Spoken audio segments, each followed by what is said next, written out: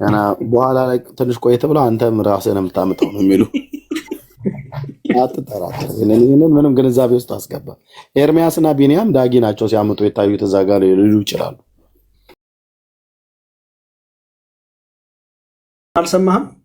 ምን የተባለ አንዷ ገብታ ደግሞ ያማጠው ዘንዶ ነው አለችን። ገና ምኑን አየን? ገና በኋላ ላይ ትንሽ ቆይተ ብለው አንተም ራስህን የምታምጠው ነው የሚሉ አትጠራጠር። ይህንን ምንም ግንዛቤ ውስጥ አስገባ። ኤርሚያስና ቢንያም ዳጊ ናቸው ሲያምጡ የታዩት እዛ ጋር ሊሉ ይችላሉ። መቻል ነው። ምን እናደርግ እንችላለን?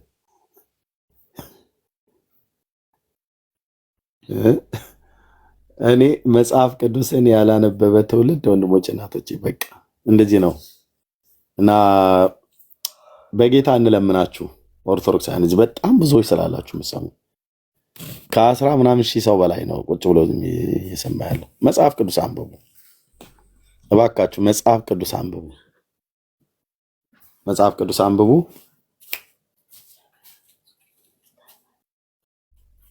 መጽሐፍ ቅዱስ አንብቡ።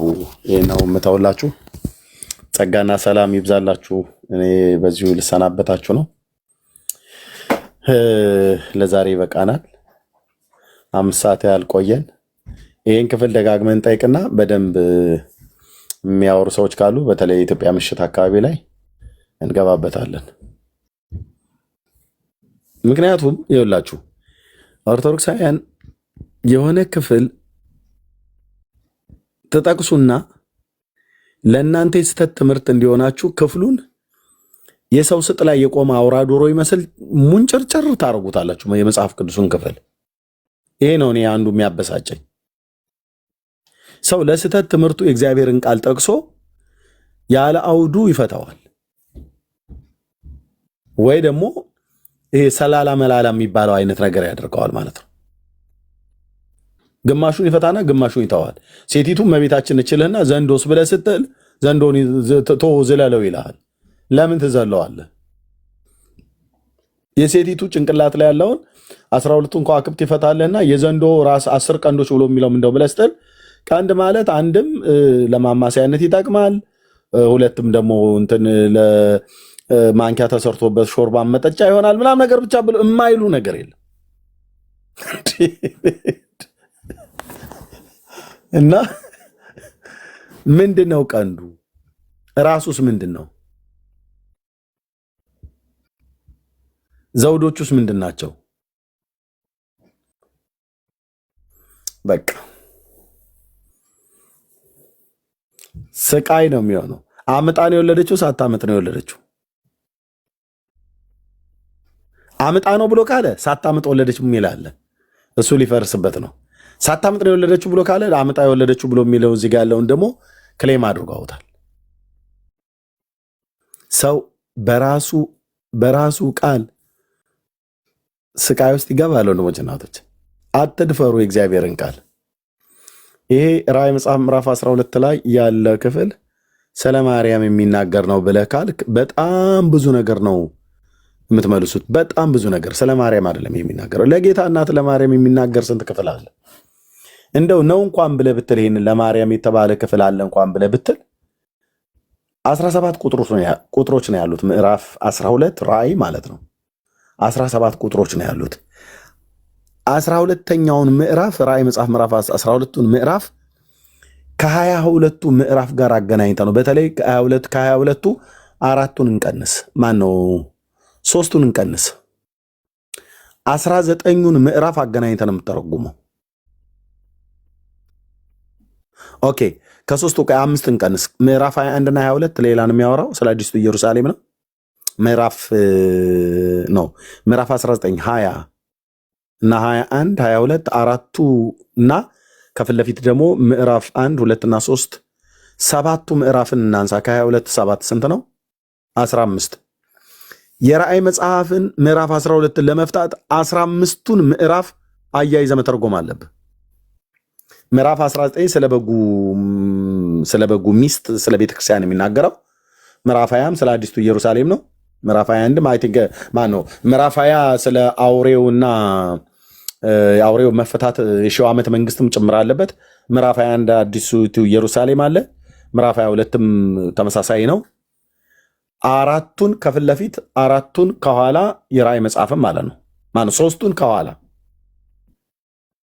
ከኋላ ማለት ምዕራፍ 1 2 እና 3 እነሱን እንተውና ስለ ቤተክርስቲያን ስለሚናገሩ ማለት ነው። እነሱ ምዕራፍ 4 5 6 7 8 9 10 11 12 13 14 15 16 17 18 በ18 ውስጥ 15ቱ ምዕራፎች ከምዕራፍ 12 ጋር የተሰናሰኑ ናቸው። ከማን ጋር አልኩኝ? ከምዕራፍ 12 ጋር የተሰናሰኑ የተያያዙ ናቸው። ከነገረ ፍጻሜ ጋር እያይዘህ ነው የምትተረጉመው። እመቤታችን ብለህ እንደምትል አይደለም ብራዘርዬ። አንተ ሁሉ ነገር በሴት አንቀጽ የተጻፈ እመቤቴ ወላዲቴ ብለህ እያልክ ወላዲቴ እመቤቴ እያልሽ አበሳሽን አትይ እህትዬ። እንደዚህ አይተረጎም። እንደ እግዚአብሔር ቃል እኮ አይን ቢኖረው አይኑን ደንቁሎ ወይ አይኑን ጎርጉሮ እንደማውጣት እኮ እንደማለት ነው። አይተረጎምም ለዛ። ምዕራፉን ሙሉ በሙሉ ለማርያም ነው ብለህ ካልክ ምዕራፍ ውስጥ የተጻፈ ነገር ሁሉ በሙሉ ማብራራት ግዴታ ነው። እኛ ራእይ መጽሐፍ ምዕራፍ 12 ለማርያም አይደለም ብለን ስንል 17 ቁጥሮች አሉች። 17ቱንም ነው የምንተረጉመው። 17ቱንም ቁጥር በ17ቱ ቁጥር ውስጥ ዘንዶ ተነስቷል፣ ጅራቱ ተነስቷል፣ ሲሶ ተነስቷል፣ ቀንዱ ተነስቷል፣ 7 ራሶች ተነስቷል፣ 7 ዘውዶች ተነስተዋል፣ ሴቲቱ ተነስታለች። ሴቲቱ ላይ ያሉ 12 ከዋክብት ተነስተዋል፣ ፀሐይና ጨረቃ ተነስተዋል፣ ሚካኤልና ሰራዊቱ ተነስተዋል፣ ዘንዶም ተዋጋቸው ይላል፣ በምድር አሸዋ ላይ ቆመ ይላል። ምን ማለት ነው? ሴቲቱም በእግዚአብሔር ተዘጋጅቶላት ወደ ነበረ ስፍራ እንድትበር ለሴቲቱ 2 የንስር ክንፎች ተሰጧት ይላል። የንስር ክንፍ ማለት ምን ማለት ነው? እንደ አቡነ ተክለ ሃይማኖት ክንፍ አበቀለች ማለት ነው? አይደለም። ለሴቲቱ እንድትበር 2 የንስር ክንፎች ተሰጣት ይላል። ይሄ 2 የንስር ክንፍ ማለት ምን ማለት ነው? በእግዚአብሔር ተዘጋጅቶላት የነበረው ስፍራ ወደ በረሃ እንድትሸሽ ሴቲቱ ብቻዋን ሄደችው። ልጇ ብቻውን ወደ ሰማይ ወደ ዙፋኑ የተነጠቀው። በጣም ብራዘር እንደዚህ ዝም ብለህ 1 ደቂቃ ገስት ልኮ 1 ደቂቃ አውርቶ እንደ መውጣት አይቀልም። ያው ዘንዶ ማለት እናንተ ናችሁ፣ እናንተ ማለት ዘንዶት ናችሁ ብለህ ለማለት ቀላል ነው። እኛ ፊት ግን ቆመህ አብራራ ተብለህ ስትባል ግን በኋላ ላይ ሜዳው ገደል ይሆንብሃል ማለት ነው። በተለይ ኦርቶዶክሳውያን አትድፈሩ። እንደዚህ አይነት ድፍረት ይቅርባችሁ ወንድሞች እናቶቼ። ጌታ ምስክሬ በጴንጤ ፊት በመጽሐፍ ቅዱስ ጉዳይ ለማውራት ይቅርባችሁ እና በሰማይ ነው የታየው ራእዩ። ስለዚህ ዓለሙን የሚያስተው ዲያብሎስ የተባለው ሰይጣን እሱም ታላቁ ዘንዶ ተጣለ ይላል።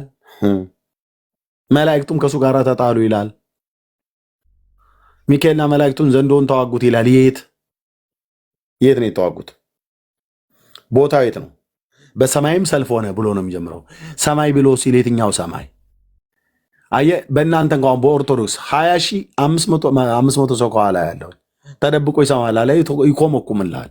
20,000 ሰው ቁጭ ብሎ ከበስተኋላ ችግር የለውም ብራዘር። ኦኬ፣ በሰማይም ሰልፍ ሆነ ይላል። የትኛው ሰማይ? በኦርቶዶክስ አስተምሮ ከሆነ 7 ሰማይ አለ ብላ ትላለች። ምዕራፍ 12 ቁጥር 7ን በሰማይም ሰልፍ ሆነ ሚካኤልና መላእክቱም ዘንዶን ተዋጉት ይላል። ኦኬ፣ ሰማይ ነው። አዎ፣ ስንት ሰማይ አለ? ቅዱስ ጳውሎስ 3ኛ ሰማይ ብሎ የሚለውን አይበቃም 7 ነው ብላ ኦርቶዶክስ 4 ጨምራበታለች። እዮር ራማ ምናምን ነገር ኤረር እያለች ማለት ነው።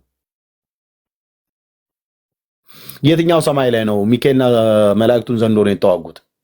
በሰማይም ሰልፍ ሆነ ይላል። የትኛው ሰማይ ደግሞ? የሰማይ ጥቁርና ቀይ ነጭ እንድንለ ነው? ኖ አልወጣኝም። የትኛው ሰማይ? ጳውሎስ እስከ 3ኛው ሰማይ ድረስ ተወሰድኩ ይላል። ያ 3ኛው ሰማይ የተባለውን ገነት ብሎታል። ቅዱስ ጳውሎስ። ኦርቶዶክስ ግን በፍጹም ሞተ እንገኛለን። ጳውሎስ ተሳስቷል። 7 ሰማዮች ናቸው ያለው ብላለች። ከእስልምና ጋር አንድ አይነት አላት።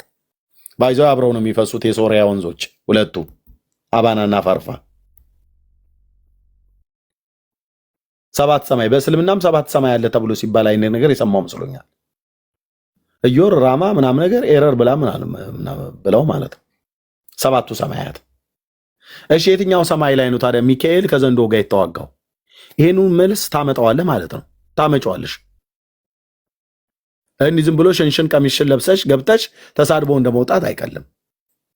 የትኛው ሰማይ ላይ ነው ሚካኤልና ሰራዊቱ ዘንዶውን የተዋጉት?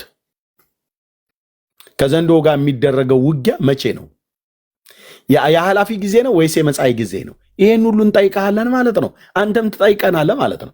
ደስ ይለኛል። እኔ በእግዚአብሔር ቃል ለመማማሪውን ለመከራከርም ከሆንክ እንከራከራለን።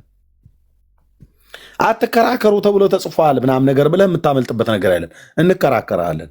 የስጋ ክርክርን እንጂ አትከራከሩ ብሎ ያለው በእግዚአብሔር ቃልማ እንከራከራለን። ለምን? ከአባቶቻችን የተማርነው ነው።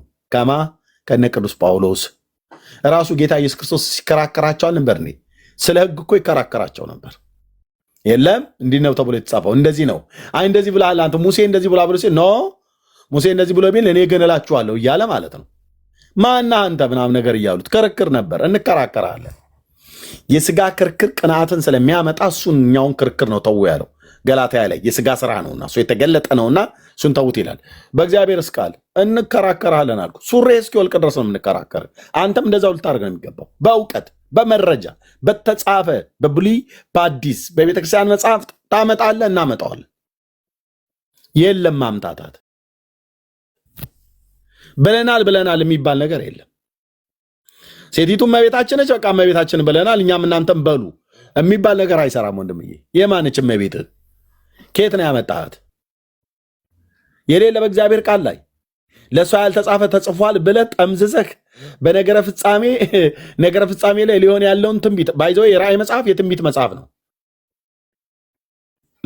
እየሰማ ነው ወንድሜ? የትንቢት መጽሐፍ ነው። የትንቢትን መጽሐፍ ዝም ብሎ ማብኳት አይቻልም። ለእኔም ለአንተም አልተፈቀደም። ደርዝ ያለው ነገር ማውራት አለበት። ካወራችሁ ካወራችሁን ከተወራራን ደርዝ ያለውን ነገር ነው ማውራት ያለብን። ማን ነው ዘንዶ? ጅራቱን ሁሉ የምተረጉመው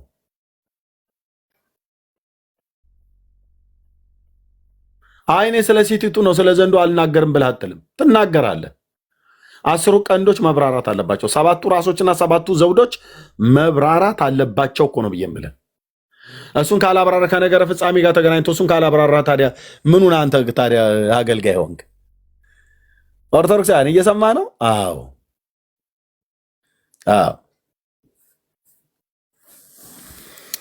ኦኬ። ከዛ ወዲያ በሰማይ ስፍራ አልተገኘለትም ይላል። የትኛው ሰማይ ላይ ነው ስፍራ ያልተገኘለት? ቢያንስ መጽሐፍ ቅዱስ 3 ሰማዮች አለ ብሎ ስለሚል ማለት ነው። 7ም ካሉት እሺ፣ ከ7ቱ የትኛው ላይ ነው የተዋጋው? ሚካኤልና ሰራዊቱ ዘንዶን የተዋጉት። ቅዱስ ሚካኤል ዘንዶን ተዋግቶት ብለህ ብቻ ማለት አይደለም። የቱ ጋር ነው የተዋጋው?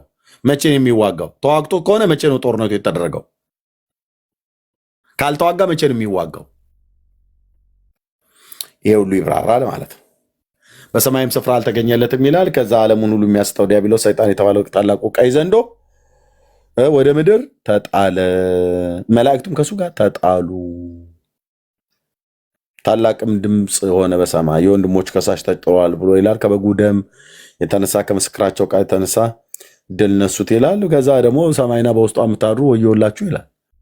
ዲያብሎስ ጥቂት ጊዜ ለባህርና ለምድርና ለባህር ወዮላቸው፣ ዲያብሎስ ጥቂት ዘመን እንዳለው አውቆ በታላቅ ቁጣ ወደ እናንተ ወርዷልና ይላል። ተተረጉማለህ። ይሄንን እንዲሁ ዝም ብሎ ዘንዶ ማለት እመቤታችን የሚጠሏት ፕሮቴስታንት ነው ብሎ መሄድ አይደለም። ታመጣዋለህ፣ ትርጉሙን ታመጣዋለህ። ሁለተኛ ቲክታክ የሚባል ገብተህ እንዳትናገርበት ትሆናለህ። እንጠይቃለን። ኦኬ። ዘንዶም ወደ ምድር እንደተጣለ ባየ ጊዜ ወንድ ልጅ የወለደችውን ሴት አሳደዳት ይላል። ወንድ ልጅ የወለደችዋ ሴት ማናት? አሳደዳት ይላል። መቼ?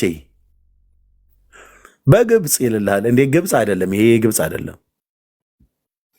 የኃላፊ ጊዜ አይደለም፣ የመጻኢ ጊዜ ነው። ሴት ተብሎ ሲባል 2 እግር ያላት ሴት ብቻ ይመስላቸዋል ሰዎች መጽሐፍ ቅዱስ ላይ ሲያነቡ። ብራዘር፣ ሴት ተብሎ ሲባል መጽሐፍ ቅዱስ ላይ 2 እግር ያላት ሴት በእግዚአብሔር መልክና አምሳል የተፈጠሩ እንደኔ ልጆች አይነት ሴቶች፣ እንደ ሚስቴ አይነት ሴት፣ እንደ እናቴ አይነት ሴት አይደለም፣ ወይ እንደ እህቶች አይነት ሴቶች አይደሉም። ሴት ተብሎ ሲባል መጽሐፍ ቅዱስ ላይ በሴት አንቀጽ የተጻፈ ሁሉ በሙሉ ለኮረዳና ለወይዛዝርት የምትሰጠው ጥቅስ አይደለም።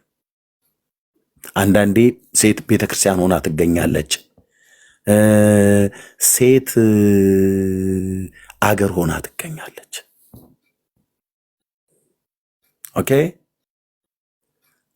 አውዱ በተነገረበት ክፍል ላይ ነው አብረህ ቆም ብለህ የምታስበው ማለት ነው። አሳደዳት ይላል። ከእባቡን ፊት ርቃ አንድ ዘመን ዘመናትም የዘመን እኩሌታ ይሄን ሁሉ ተደምረዋል። አንድ ዘመን ስንት ዓመት ስንት ወራት ነው? የዘመንም እኩሌታ ምን ያህል ነው? አንድ ዘመን ዘመናትም የዘመንም እኩሌታ ማለት 42 ወር ማለት ነው። ስትመታው በተለይ ሶሪ የምንድነው የሴቲቱ በእግዚአብሔር 265 ቀን ብሎ የሚለው ማለት ነው 42 ወር ማለት ነው።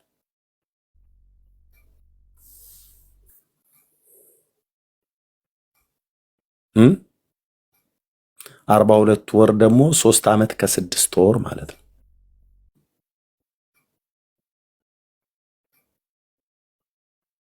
ሶስት ዓመት ከ6 ወር ምን ያገናኘዋል?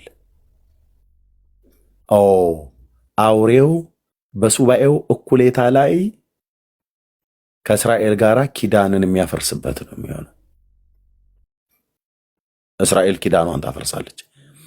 3 ዓመት ከ6 ወር ሽር ጉድ ይላሉ፣ ይፈራረሙና ሃሌሉያ መሺያችን ምናምን ነገር ብላ ትቀበለዋለች። 3ኛው ዓመት ከ6 ወር ላይ እኔ ነኝ ያህዌ ይላታል እስራኤልን። ምንም መላላጥ ምንም መገባበጥ የለም። አሁን እኔን ተቀበላችሁኛል፣ እኔ ነኝ አሁን አምላካችሁ፣ የአብርሃም አምላክ እኔ ነኝ ይላቸዋል የሆነ ሰውዬ። ያን ሰውዬ ጳውሎስ በተሰሎንቄ ላይ የአመፅ ሰው ብሎታል።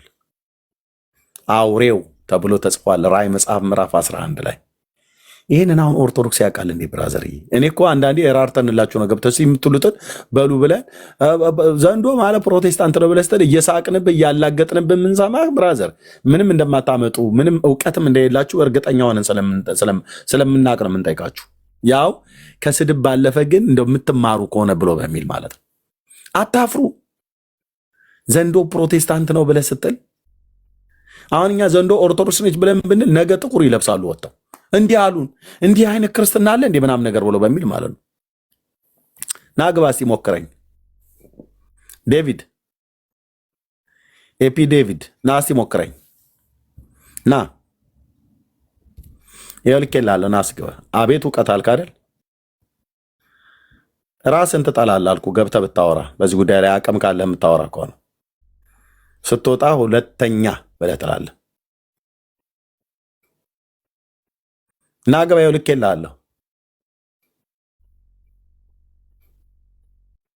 ሰኔ ጎልጎታ አንብበህ ውዳሴ ማርያም ፀሐይን እየሞቅ እየደገምክ የምትውል ሰውዬ አሁን ይሄ ስለማወራው ነገር ሰምተው አታውቅም። እስከ ዛሬ ድረስ ሰምተው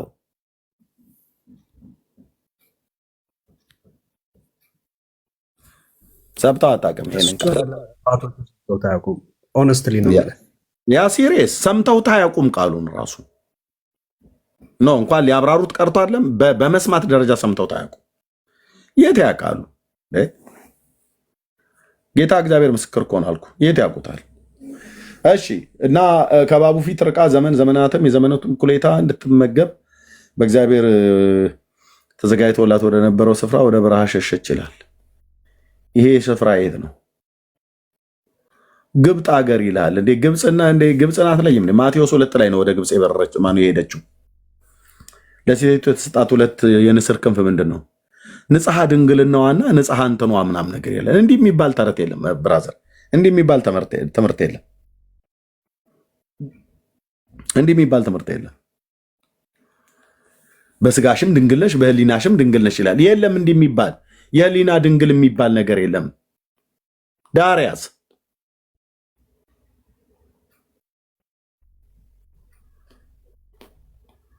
ሴቲቱም በወንዝ እንድትወሰድ ወንዝ የሚያህል ውሃ ከበስተኋላ አፈሰሰባት ይላል። ዘንዶ ምንድነው ይሄ ውሃ? ውሃማ ማለት አንድም መታጠቢያ ነው አንድም መጠጫ ነው ብላ አጥልም። ምንድነው ይሄ ውሃ? በመጽሐፍ ቅዱስ ላይ ውሃ ብሎ የሚለው እንዴት ነው የተተረጎመው? እንዴት ነው የተመታው? ዘንዶ ከበስተኋላ ያፈሰው ውሃ ምንድን ነው? ሴቲቱን ደግሞ ምድሪቱ ረዳቻት ብሎ ሲል የትኛይቱ ምድር ናት የረዳቻት? እና ዘንዶ ያፈሰውን ከአፏ ዋጠችው ይላል። ያንን ውሃ መዋጣው ምን ማለት ነው? እንዴት ነው የሚተረጎመው? ይሄ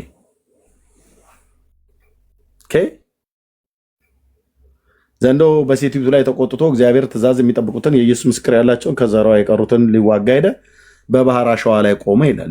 ምንድን ነው በባህር አሸዋ ላይ መቆም ማለት? የእግዚአብሔርን ትእዛዝ የሚጠብቁ እነማን ናቸው? የኢየሱስ ምስክር ያላቸው እነማን ናቸው?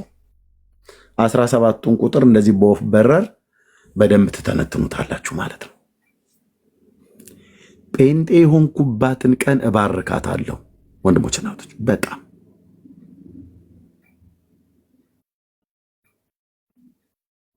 ጴንጤ የሆንኩበትን ቀን አልኩ በጣም ነው የምባርከው። እንኳን የእግዚአብሔር ልጅ ኢየሱስ አገኘኝ፣ እንኳን ከዚህ ከተቀደሰ ሕዝብ መካከል ተቀላቀልኩ። ጌታዬ ኢየሱስ ምስክር ነው አልኩ። ማንንም ለማብሸቅ ማንንም ለማናደድ ብዬ አይደለም። እንኳንም እግዚአብሔር ከዓለም ርኩሰት አስመልጦት አድኖት ሕዝቤ ርስቴ ብሎ ካለው ሕዝብ ጋር እንኳን አገናኘኝ። በኦርቶዶክስ ሃይማኖት ቁጭ ብዬ ውዳሴ ማርያምና ሰኔ ጎልጎታ እያነበብኩ እየተጨናበስኩ ዝምቤን ጠዋት ጠዋት እሺ እያልኩልህ እንዲሁ ዝም ብዬ የሲኦል ራት ነበር መሆኑ። ይመሐረነ ወይ ሳለነ ወይ ቀበነ እያለ ነው ብትቶኝ የሚሄደው ውሃ ረጭቶ። ይህንን ቃል የት ይነግረኝ ነበር? አይነግረኝም። ለራሳቸውም አያውቁ።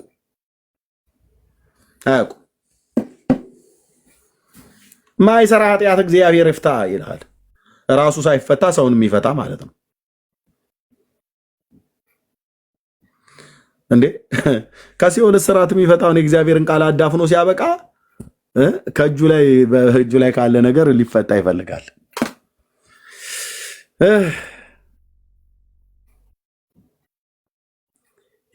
የተወደደች አንተን ያወኩበት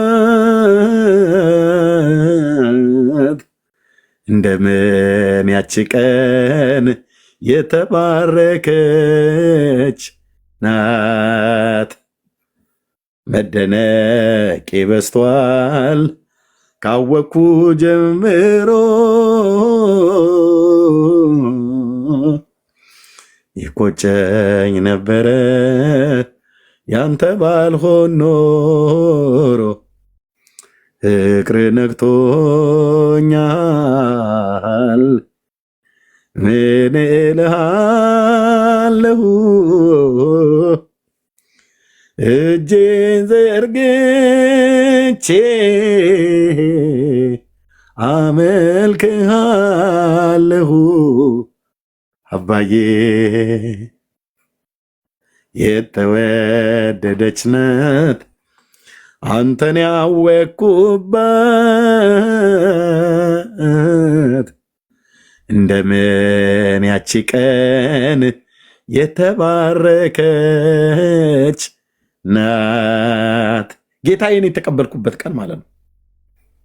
መደነቄ በስቷል ካወቅኩ ጀምሮ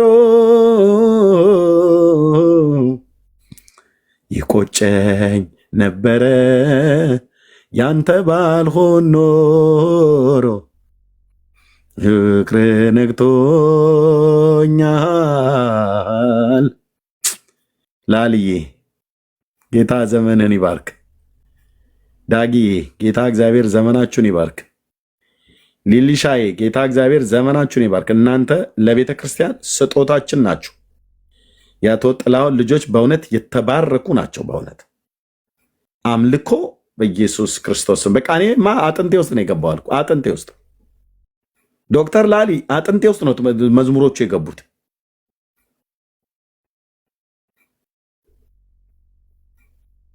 ዳጊሻዬ ሊሊ በጣም እግዚአብሔር በቃ ለቤተ ክርስቲያን ስጦታ አድርጎ የሰጣቸው በእውነት ስሬ ስላለ አይደለም።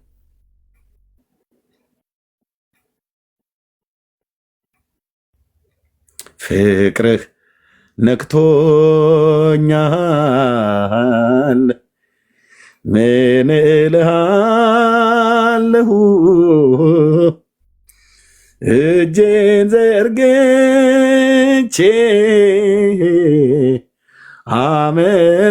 አመልክሃለሁ አደል ህይወትዬ? አዎ በእውነት በእውነት በእውነት እኛ ጋር አበሻ እኮ ወደ ጌታ ሲሄዱ ሲሞቱ ነው። ጥሩ ሰው ነበር እንደው አይ ምናምን ነገር ብሎ ይላል። እንደዚህ አይነት ነገር ማስወገድ ነው ያለብን። በህይወት እያሉም ራሱ እግዚአብሔር በእነሱ ስለሚሰራው ጸጋ አገልጋዮች ሊበረታቱ ይገባል። ማን ያልተጽናና በእውነት እስኪ ከአንድ ቤተሰብ ውስጥ 3 ዘማሪ ማለት ነው በቃ ቶፕ የሆኑ ዘማሪዎችን ኢየሱስ ለዘላለም ስሙ ይባረክ። ጄኒውን የሆነ ዝማሬ እግዚአብሔር ትውልድን ሲባርክ እንደዚህ በቃ እንደ ለዊ ልጆች የለዊ ዘር በሙሉ አገልጋይ ነው የሆነ ቀዓት፣ ሜራሪ፣ ጌዴሶን ምናምን ነገር ብሎ ማለት ነው። ከቀዓት ደግሞ ስትመጣ አንበረማውያን አሉ፣ ዕጣን አጣኝ አለ፣ ድንኳን ካስማ የሚተክል በሙሉ ዘውልቁ መጽሐፍ ምዕራፍ 3 4 5 6ን ስታነበው በሙሉ አልኩ። ብሉይ ኪዳን ሳጠናው ሳየው በኢየሱስ ስም እንዴት ቢወደው ነው ለዊን እላለሁ። ግማሹ ካስማ ይነቅልላል፣ ግማሹ ድንኳን ይጠቀላል፣ ግማሹ ታቦት ይሸከማል፣ ግማሹ እንጨት እንትን ይልላል። እንዴት መታደል ነው እኮ ነው።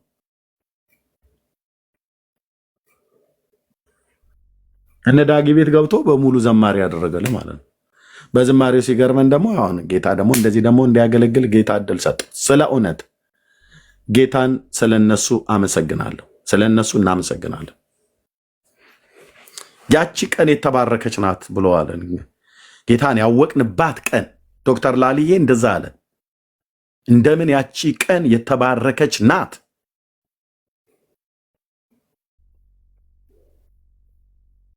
ጌታን ያወቅንባት ማለት በእሱ ምሕረት የተጠቀለልኩባት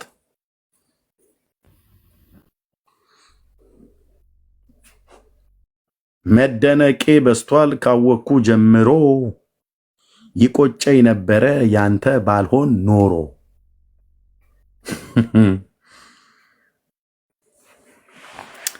ከዚህ ህዝብ ጋር መቀላቀሌ በጣም ጌታ ኢየሱስ ስሙ ለዘላለም ይቀደስ።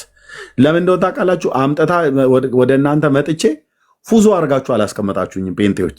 በእውነት እኔ የራሴን ስናገር ፉዞ ዝም ብሎ በደመ ነፍስ የሚንቀሳቀስ ጴንጤ እንደዛ ሆኜ አይደለም የተቀመጥኩት።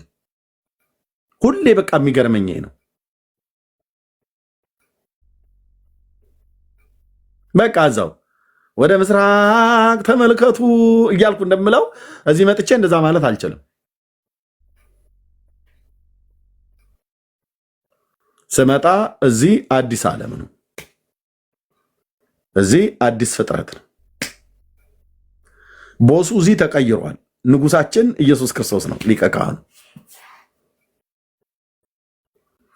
አሁን ሙሉ ወንጌል መገብቸው የመሰር ክርስቶስ ሄጄ የተቀመጣችሁ ተነሱ፣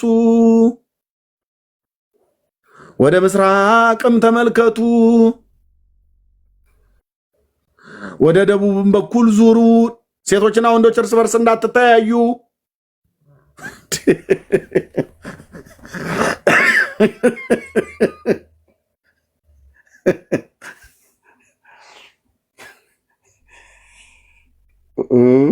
አገልግሎት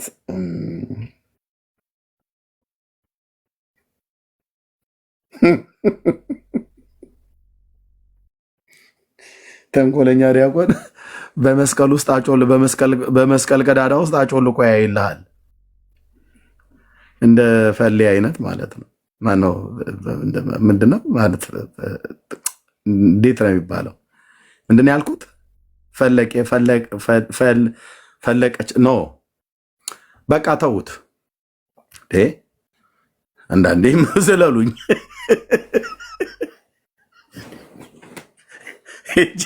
ሄጄ ሰዓት ውስጥ እንድታድ ነው እንዴ? በመስቀል ቀዳዳ ውስጥ ነበር ሴቶች የምናየው። እኔም ያው እንግዲህ ለንስሐ አባቴ ለጌታ ተናግሬያለሁ፣ ይቅር ብሎኛል። ግን የኋላው እናንሳው ብለን ቃል በመስቀል ቀዳዳ ውስጥ ነበር የምናየው። መጾረ መስቀሉን ይዘን እንትን ነበር።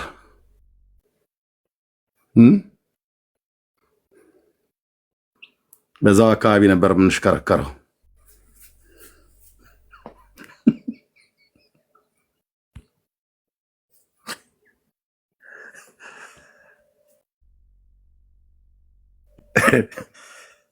መንፈሳዊ ነገር ጌታዬ ስሙ ይባረክ። እና ጴንጤ የሆንኩበትን በጣም ደስ የሚለኝ መጥቼ ጌታ ሲራራ ነው። ቁጭ በልና መጽሐፍ ቅዱስ አንብብ ነው ያለው።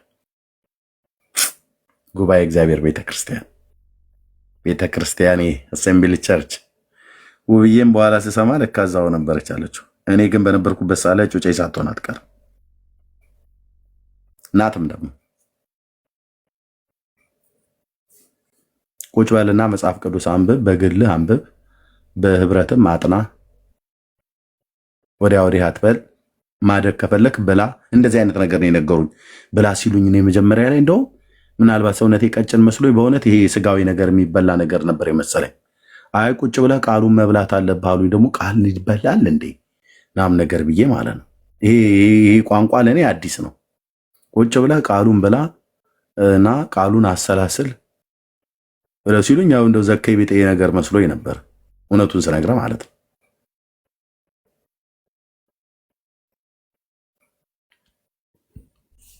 በአዘቦት ቀን ሁሉ ነበር ሄጄ ቁጭ ምለው ቸርች። ያኔ ብታይ ወይኔ ምስኪን የኔ አባት ብለህ የሆነ ወይ ስሙኒ ወይ ዶልቼ ሰታኝ ሁሉ ልትሄድ ትችላለህ።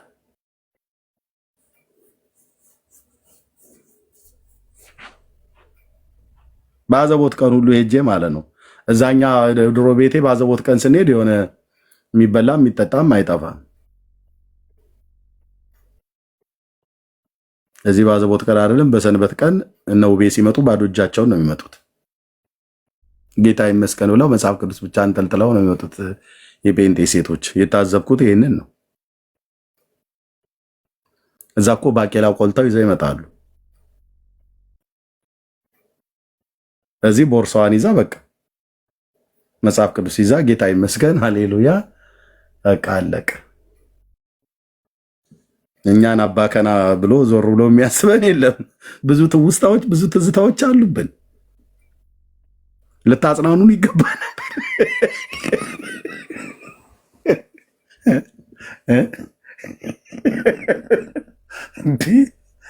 ያንን ሁሉ ድግስ ትቼ መጥቼ በቃ ዞር ብሎ የሚያይ አንድ ፔንቴ እንኳን ይጠፋል። ቀርተው የሚሰጡ ውሃ ነው። ውሃ ማለት ውሃ ብቻ ማለት ነው። ማቴዎስ 10 ቁጥር 42 እንዴት ከአንዴ ከደብረ ብርሃን አረቄ ወደ ውሃ ትወርዳለህ? ንጉሱ ሲነካ እንዲህ ነው የሚያደርግህ። ኢየሱስ ሲነካ ማለት ነው።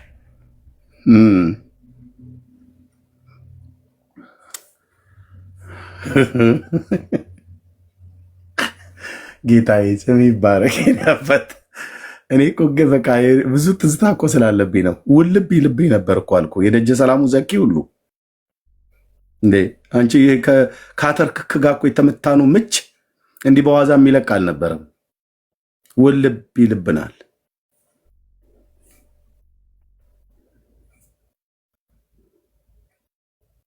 እሱ ሁሉ ቀረ ጠፋ።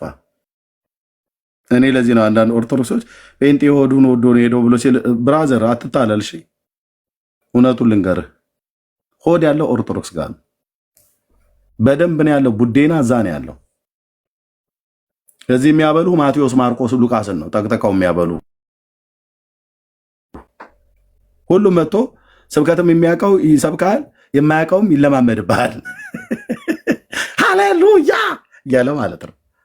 በቃ በባዶ ሆድ ይሁን አትሁን ጉዳያቸው አይደለም። ስብከት ነው። እዚህ ስብከት ነው።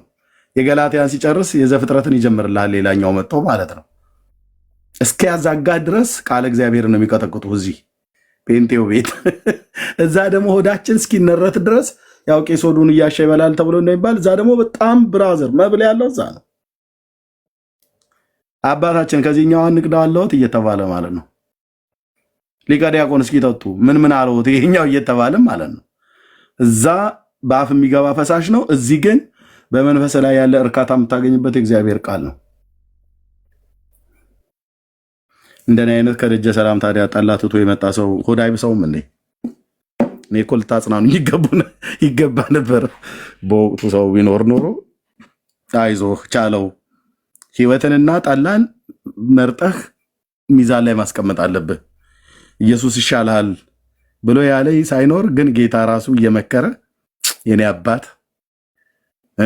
እንጂ እኮ ወደኋላ እንድንመለስ የሚያደርግ እውነቴን ብዬ የምላችሁ ለማሳቅ አይደለም። ውልብ ይልብሃል እኮ ገና ያልተቆረጠ ነገር ነበረ። አሁን ግን ጌታ ኢየሱስ ነቅሎ አልኩ ሙዣሌ ከነሰውን እንደምትነቀል ንቅል አድርጎ ነው ያወጣልኝ ከውስጤ። በቃ እሰይ ግልግል። አሁን በመንፈስ የምትቃጠሉ ብሎ እንዳለ የወይን ጠጅ አይሙላባችሁ መንፈስ ይሙላባችሁ እንጂ በወይን ጠጅ አትስከሩ ተብሎ እንደተጻፈው በቃ ፍሎ አለ ማለት ነው። መፍለቅለቅ፣ መደሰት፣ በቃ ዝም ብሎ መደሰት።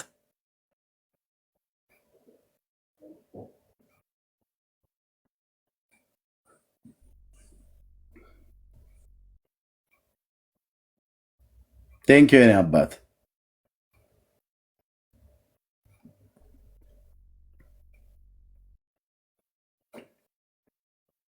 እዛ ድሮ በየወንዙ ሄዶ መቀደስ የተኛውን ሰይጣን ለመቀስቀስ ብለው ይሉብና ያው ብዙ የሚቀሰቀሱ ሰይጣኖች ነበሩብን። እሱ ነገሩ ከተለያየ ከስጋ ስራ ጋር ሁሉ የተገለጠ ነገር ነው እንደዚህ ያሉት። ሰይጣን እንዳይቀሰቀስ በየቦታው ሄዳ አትቀድስ የሚባል ነገር አለ በየገጠሩ። ይሄ ማለት ምን ማለት ነው? በቃ ለመቀደስም ቦታ አለው ነው። እዚህ ደግሞ በአንተ መንፈስ የተነካ ቦታ አይመርጥም ለማምለኪያ ብለን ደግሞ ኢዮቤ ልክ እንደዘመረው እንዘምራለን ማለት ነው። በእውነተኛ በእግዚአብሔር መንፈስ ስትነካ በቦታዎች ሁሉ ማለት ነው። በተራሩ ማነው፣ በሸለቆ ቢሆን በተራራ፣ በማግኘት ቢሆን በማጣት፣ በከፍታ ቢሆን በዝቅታ፣ በሌሊት ቢሆን በቀን፣ በበጋ ቢሆን በክረምት፣ በታላላቆች ፊት ቢሆን በታናናሾች ፊት፣ በእናት በአባት በወንድም ፊት በቃ ዝማሬ ይፈልቃል። ሃሌሉያ ዝማሬ ይፈልቃል። ዘምር ዘምር ይለኛል ውስጤ። ዘምር ዘምር ይለኛል። ጸልይ ጸልይ ይለኛል። ኢየሱስ ኢየሱስ በል ይለኛል። ኦ የኔ ጌታ የኔ አባት ስምህ ይባረክ።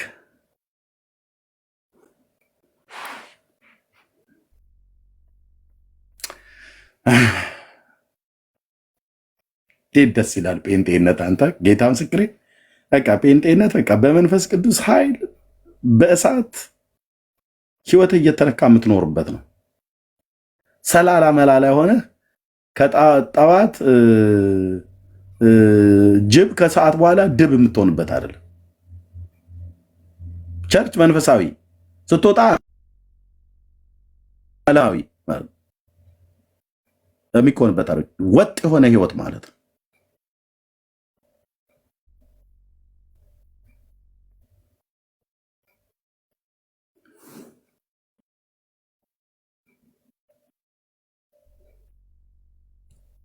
በቃ አሉ አንዳንድ ሰዎች እግዚአብሔር በመንፈሱ የነካቸው ማለት ነው። አቤት ሲጸልዩ ዝም ብዬ ብሰማቸው፣ እነሱ ሲጸልዩ ዝም ብዬ ብሰማቸው ራሱ አልጠግበም። ታው አሁን ሪፖርት ታደርጋለህ የተነገረ ተብለ ሪፖርት ማን ነው እዚህ ፀጉረ ልውጥ አለ እንዴ? ቢኒና ቢኒ ሁለቱ ይወረዱ መሰለኝ እነሱ መሰለኝ።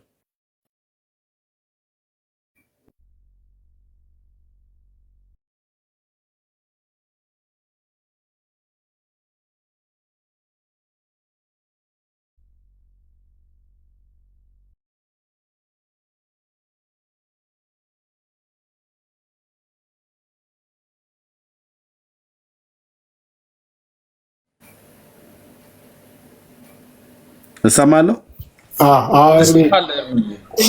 ውረዱ እየተባላችሁ እኮ ነው። ቢኒሻ አትወርዱ። ማን ያነሳውማ ሪፖርት እያደረገ ነው። በሪፖርት እያጣደፉኝ ነው ቢኒ በእውነት አዎ።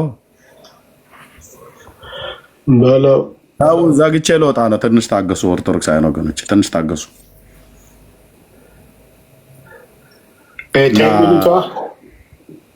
ያ ቴንኪው።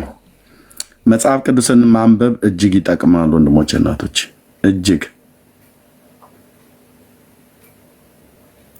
እስኪ ጴንጤ ሆኖ እስከ ዛሬ ድረስ መጽሐፍ ቅዱስን አንብቦ ያልጨረሰ ሙሉ በሙሉ አንብባችሁ ያልጨረሳችሁ 77 ቁጥር ጻፉልኝ። ጴንጤ ሆኖ መጽሐፍ ቅዱስን እስከ ዛሬ ድረስ ሙሉን ከዘፍጥረት እስከ ራእይ አንብባችሁ ያልጨረሳችሁ ነው ያልኩት። የጨረሳችሁ አላልኩም። ያልጨረሳችሁ 77 ቁጥር ጻፉልኝ።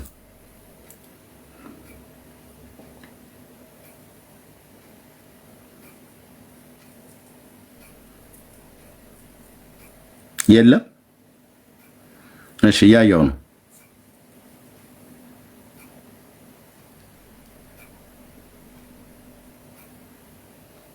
በእውነት አሁን ይሄ ሰው ብቻ ነው ያለው?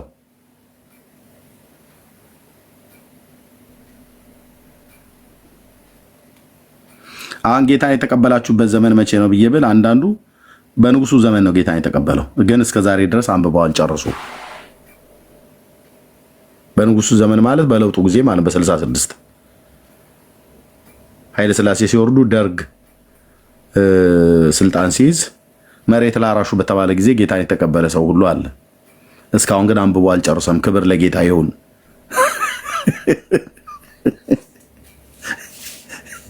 እንዴ እኔ እናንተ ቸርች እንኳንም አገልጋይ ያለውኩ፣ ምክንያቱም ተጣልተን እንለያያለን። ምን ማለት ነው?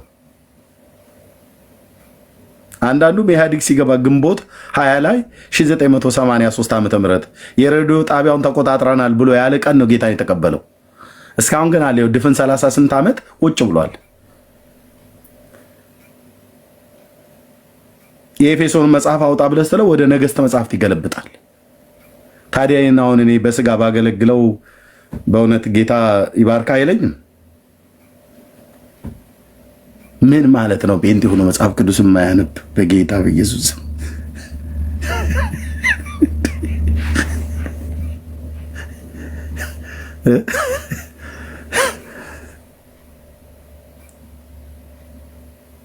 አቤቱ ጌታዬ።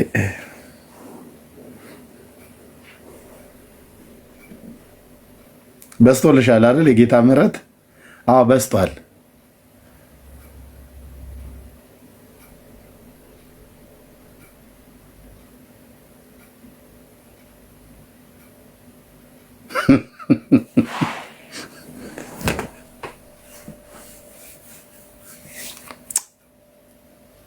ሰው ለማደግ መብላት አለበት። ያን የድሮ ጴንጤዎች የነገሩኝን እሷኑ ቃል ነው የምጠቀመው። መብላት አለበት። ምን? የእግዚአብሔርን ቃል። በመንፈሳዊ ሕይወት ለማደግ የእግዚአብሔርን ቃል መብላት አለበት። ሰው ቅርጥፍ አድርገህ ነው መብላት ያለብህ የእግዚአብሔርን ቃል። እንደዛ እንትን ቫዝሊን እንደሚበላው እብድ ሰውዬ እየቀደድክ ብላ አይደለም ያልኩ፣ ቁጭ ብለህ አንብብ ማለት ነው። አቤት የሚያስከፍለው ዋጋ! ትዕግስትስ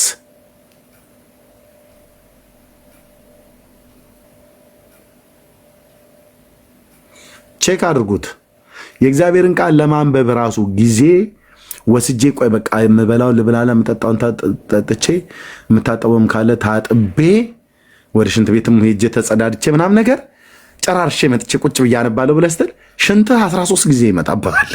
በእውነት ቼክ ያደረኩት እንዴ ከመቼ የጠጣሁት ውሃ ነው ብለህ እስክትል ድረስ ማለት ነው።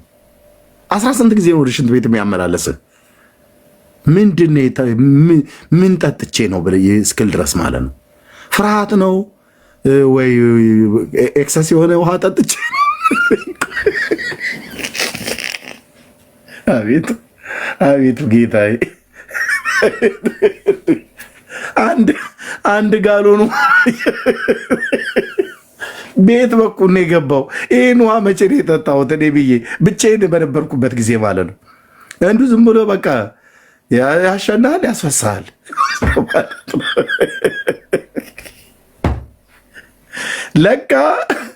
ለካ ከማዕዱ ላይ እንድትነሳ ነው ጉዳዩ። በዛም ይሁን በዚህ ከማዕዱ ላይ እንድትነሳ ነው። ያንጠራራል፣ ያስፋሽካል፣ እንደ ላስቲክ ነው የሚወጠርህ።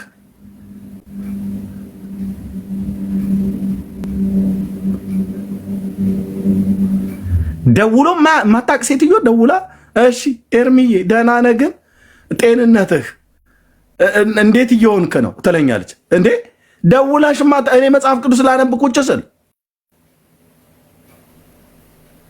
ትዝ ይልሃል ግን ያኔ ቤት ልትከራይ በነበረ ጊዜ እንትን ያልከው ምናም ነገር ብላ ማለት ነው። እና አዎ በቃ ልክ ነው፣ አዎ በቃ ማለት አዎ ልክ ነው፣ ረስቼሽ ነው ረስቼዎት ነው፣ በቃ ሰላም ይሁን ምናም ነገር ብለህ ቶሎ ልጨርስ ስል አይ 6 ኪሎ አካባቢ ለምን ብቅ አትልም ማኪያቶ ለምን አንጠጣም ብላ የናፈቀኝን ማኪያቶ የዛን ቀን ታስታውሰኛለች። ስቃይ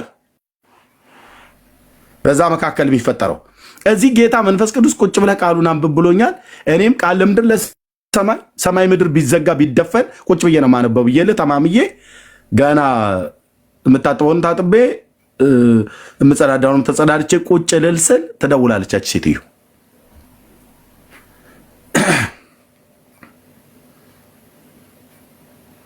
አሁን በዛች ማኪያቶ እና በዛ መጽሐፍ ቅዱስ መካከል እኔ ስቃይ ውስጥ እገባለሁ ማለት ነው። ከቀረው ማኪያቶ አልቀርም።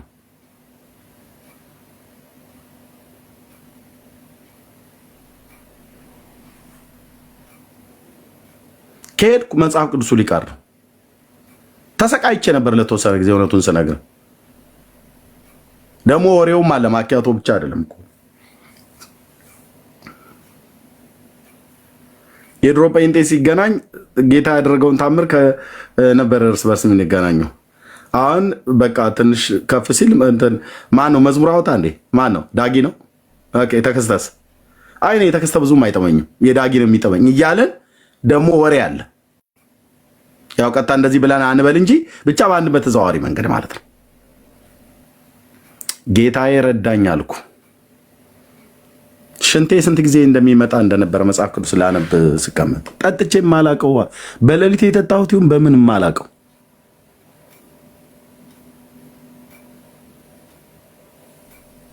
ሰይጣን በየአቅጣጫው ነው የሚፈልገው። ለመጽሐፍ ቅዱስ ማንበብ ከጀመርክ አይኖችህ እንደሚከፈቱ እኛ ከምናውቀው በላይ ሰይጣን ያውቃል። መንፈሳዊ አይኖቻችን ሊከፈቱ ነው። መጽሐፍ ቅዱስን ማንበብ ወጠረ። ይኸውልሽ እህቴ መድኃኒዓለም ምስክሬ ነው አልኩሽ። ዝጊና ዝም ብለሽ አንብቢ። በቃ ጥርቅም አድርገሽው ዘግተሽ አንብቢ። ቼክ ታደርጊዋለሽ። ደውሎልሽ የማያውቅ አንዲት ኢማም ሰውዬ ይደውልሻል። ተዚህ ልሻል ዛዳ አበባ ጋር አንዴ ከታክሲ ስትወርጂ አግኝቼ ብሎሽ በምን አስታወሰኝ ብለሽ ስልኩን ራሱ እንኳን ተሰጪው አትስጪው ራሱ ልታስታውሽማችሁ ሰውዬ ይደውልሻል። እና ለምን ብሔረ ጽጌ አንገናኝም ይልሻል። ቫዝሊንሽን ተቀብተሽ አንቺ ብሔረ ጽጌ ስትሄጂ አንድ ጥድ ስር ያስደግፍና የሆነ ማንጎና አቮካዶ ጁስ ርህራይ ካደረገልሽ ላይ ያመጣልሻል። በረጅም ማንኪያ እፍ ለፊትሽ እያማሰለ እንትኑን ማንኪያ ምንድነው ጁሱን ማለት ነው። ከዛ ህይወትሽን ሁሉ ምስቅልቅል ያደርገዋል። የማይወድሽን ወድሻለሁ ይልሻል።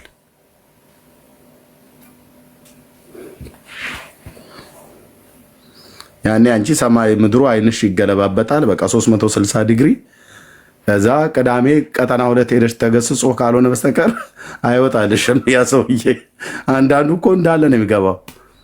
አጋንንት ሳይሆን ሰዎቹ ናቸው የሚገቡባቸው። የሆነ ጢማም ወንድ ማለት ነው። ልቀቅ ማነህ አንተ ስትል አየለ ነኝ።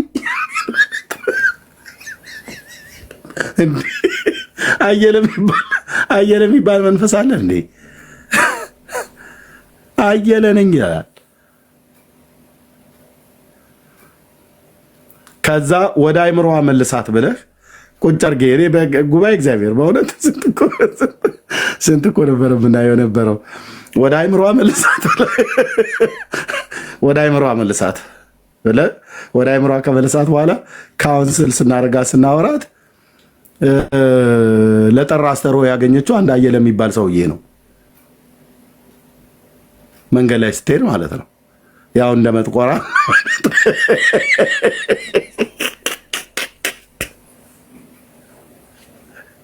ከዛ የጌታ ሰው የእግዚአብሔር ሰው ካየሁት ጊዜ ጀምሮ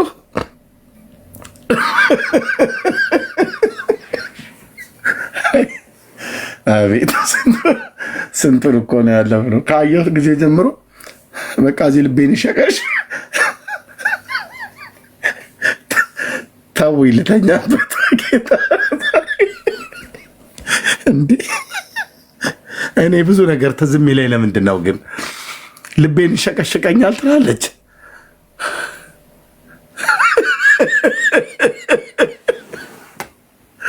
አጋንንት እናስወጣ ወይስ ጎረምሳ እናስወጣ? ጥዬ ስንገሰጽ ስምህ ማን ነው ስምህ የሚባለው ተብሎ ሲባል ሌጋውን ነኝ አይልም። አየለ የሚባል ሰውዬ ከበደ በላቸው ቁምላቸው የሚባል ሰውዬ ማለት ነው። ወዲያው ነው ደግሞ የሚያስገቡትና ቤታቸው ልባቸው ውስጥ ጓዳ ይሰጣሉ እህቶች። ወዲያው ሩም ታዘጋጅለታለች ልቧ ውስጥ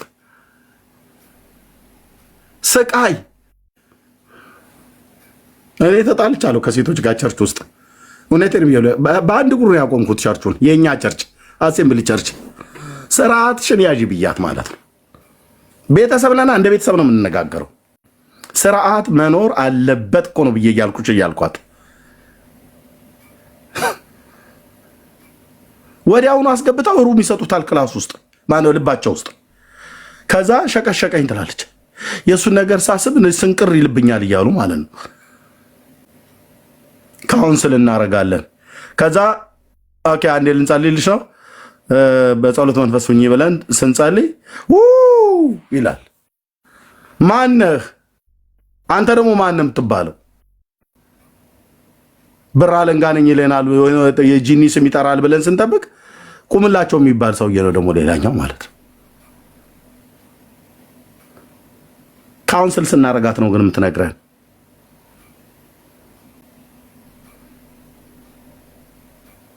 በሻይ አጠጥቻት ፀጉሯን ነካክቻት ይላል። አስነካክታ ነው አይሄዳ እዛ ታዲያ ማነው ሐምሌ 19 እና ብሔረ ጽጌ የብዙ ሰዎች ትዝታ ቀሰቀስኩ መሰለኝ። አዎ አስነካክታ አሉ።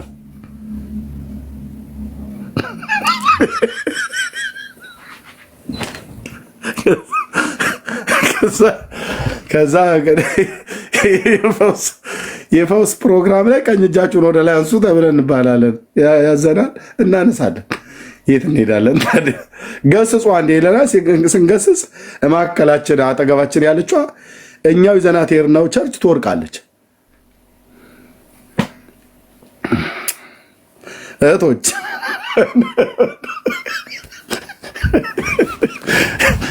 ወንድሞች፣ እህቶች ወንድሞች እንኳን አይወድቁም። ወንድሞች አይወድቁም፣ ይጥላሉ እንጂ እነሱ አይወድቁም። ምን ቦታው ይወድቃል? እሱ የሊባኖስ ዝግባ ይመስል ተሰትሮ ቆሞ እሱ ብዙ ሴቶችን በመጣል ነው የሚታወቀው። እሷ ግን አይወድቅም። እንገለብጣለን አልኩ። እረፍ። እህቶችን አትነካካ።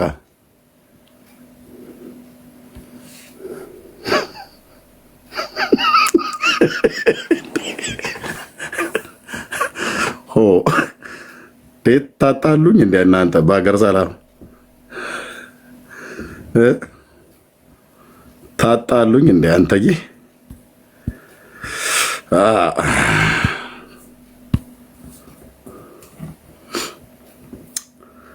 እና ጌታ ይወደናል። ያቺ ጌታ ያገኛንበት ቀን በጣም የታደለናል።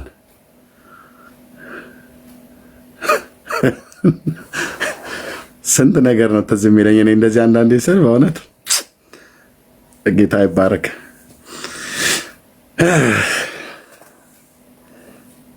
ጌታ ሰብስቦ ቤተሰብ አደረገን እኮ በእውነት። ኢየሱሴ ስም ይቀደስ።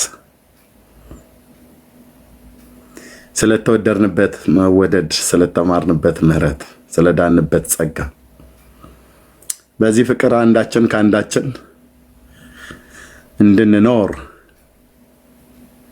የነገርከን ትእዛዝ አለ። ስትመክረን ለጥቅማችን፣ ስትገስጸን ለጥቅማችን፣ ስትቀጣን ለጥቅማችን ትቀጣናል። እንዳንተ ያለ አባት ማንም የለም። ስንቱን አሳደግከው ከኔ ጀምሮ።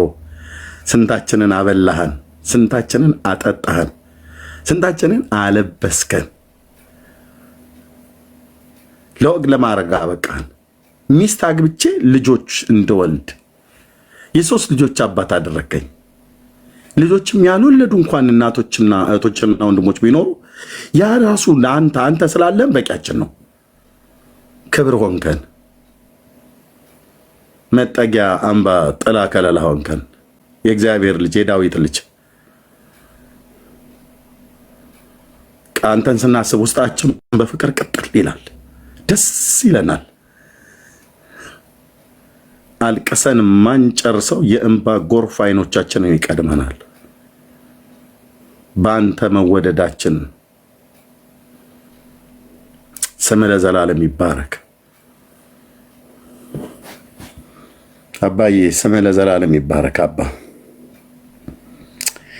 እናመሰግናለን። ቴንክ ዩ ሎርድ።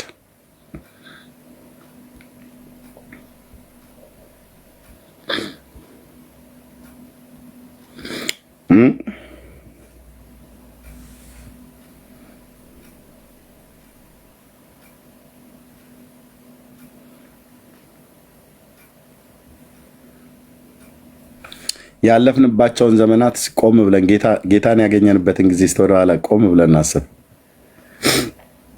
የት ነበረን? አሁን የት ነው ያለነው? አሁን ላይ ለመድረሳችን ማን ነው የማን እጅ ነው ያለበት?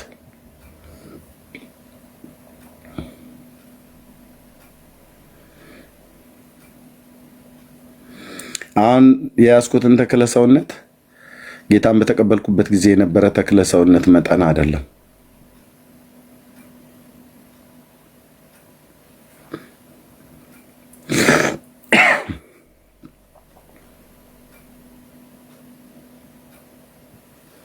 ሁሌ አስታውሳለሁ ከየት እንዳነሳኸኝ፣ እንዴት እንደረዳኸኝ፣ ለሞት ተጥዬ ሳለሁት አንተ ግን በሕይወት ኑር አልከኝ። ሁሌ አስታውሳለሁ ከየት እንዳነሳኸኝ፣ እንዴት እንደረዳኸኝ፣ ለሞት ተጥዬ ሳለሁኝ አንተ ግን በሕይወት ኑር አልከኝ። ሁሌ አስታውሳለሁ ከየት እንዳነሳኸኝ፣ እንዴት እንዳሻገርከኝ፣ ለሞት ተጥዬ ሳለሁኝ አንተ ግን በሕይወት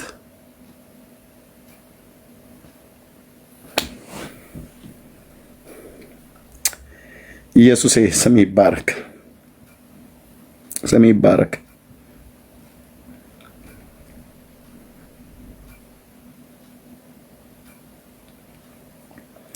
ስም ይባረክ ጌታዬ።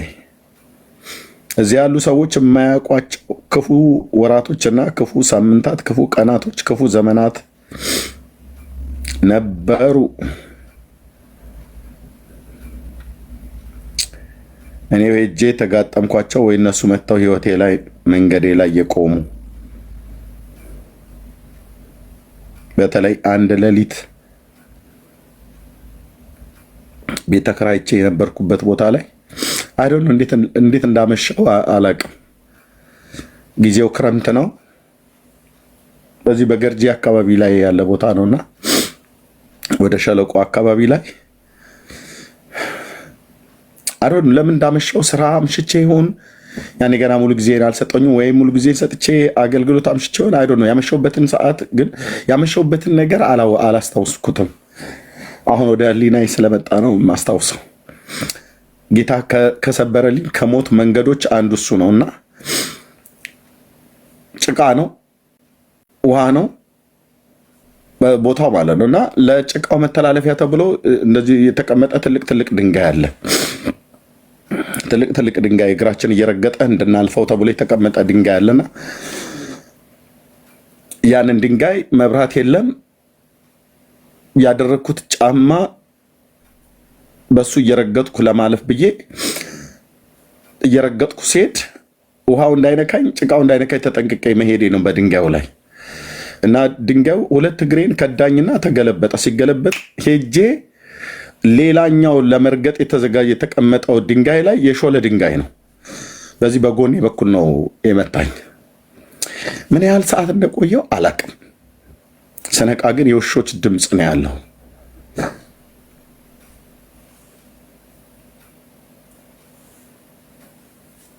ማንም የለም። ደግሞ ቦታው ጅብ ያለበት ቦታ ነው። ምን ያህል ሰዓት እዛ ጋር እንደተኛው አላቅም። በቃ ጸጥ ነው ያልኩትኝ። ድንጋይ አሸራቶኝ ማለት ነው። ኢየሱሴ ባለውለታዬ እኮ ነህ። በቃ ጸጥ ነው ያደረገኝ። ምን ያህል ሰዓት እንደሆነ አላቅም። አስታውሳለሁኝ በ99 ዓመተ ምህረት አካባቢ ነው 99 አካባቢ ላይ ነው። ሚሊኒየም ሳይመጣ በፊት ማለት ነው። 99 ውስጥ ነው አስታውሳለሁ። ሐምሌ ወይ ነሐሴ ውስጥ ነው እና በኋላ ላይ ስነቃ እዛ መውደቄን ያወቅኩት ራሱ በኋላ በቃ ከሞት የመቀስቀስ ያህል ነው የነቃሁት። ከነዛው ከነጭቃዬ ከነውሃዬ ወደ ቤት የገባሁ። ዘመድ የለ ምን የለ ማንም የለ።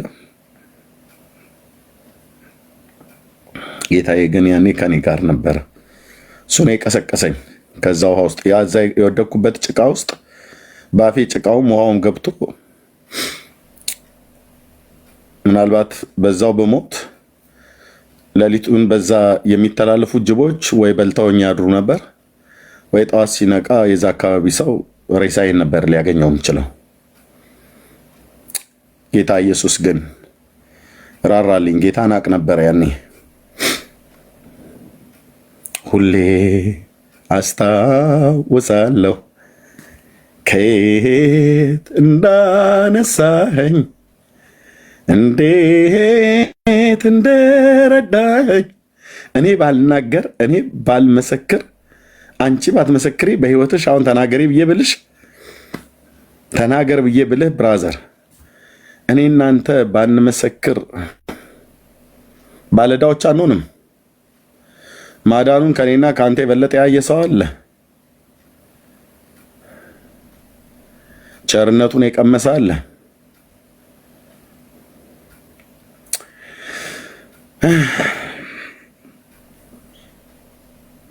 አንዳንድ ያለፍንበት ዘመን ራሱ እንኳን እየረሳን እኮ ማለት ነው። ታውቃለህ፣ አስረሳን እኮ ጌታ።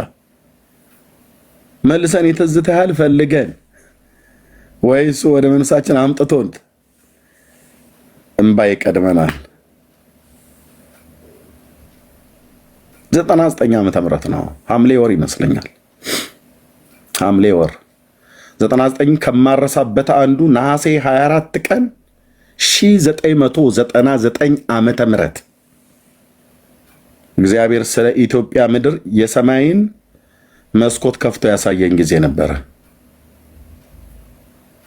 ያ ለብዙ ዓመታት ስናገር የነበረ በትግራይ ምድር ላይ ይነሳ የነበረውን ጦርነት ያኔ ነው ጌታ ያሳየኝ። ያኔ ጠቅላይ ሚኒስትር መለስ ዜናዊ ናቸው ያሉት።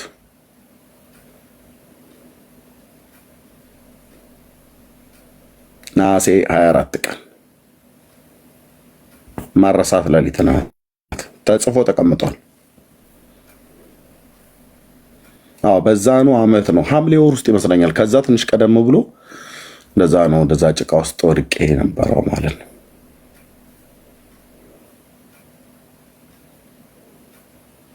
ሁሌ ማስታወስ አለብን አይደል? ከየት እንዳመጣን ከየት እንዳመጣሽ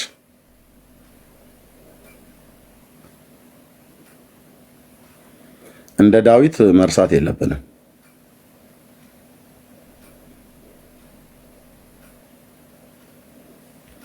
ቤተ መንግስት ገብቶ እረኝነቱን ካረሳ እኔ እናንተ ዛሬ ትዳር ብንይዝ ልጆች ብንወልድ አረሳው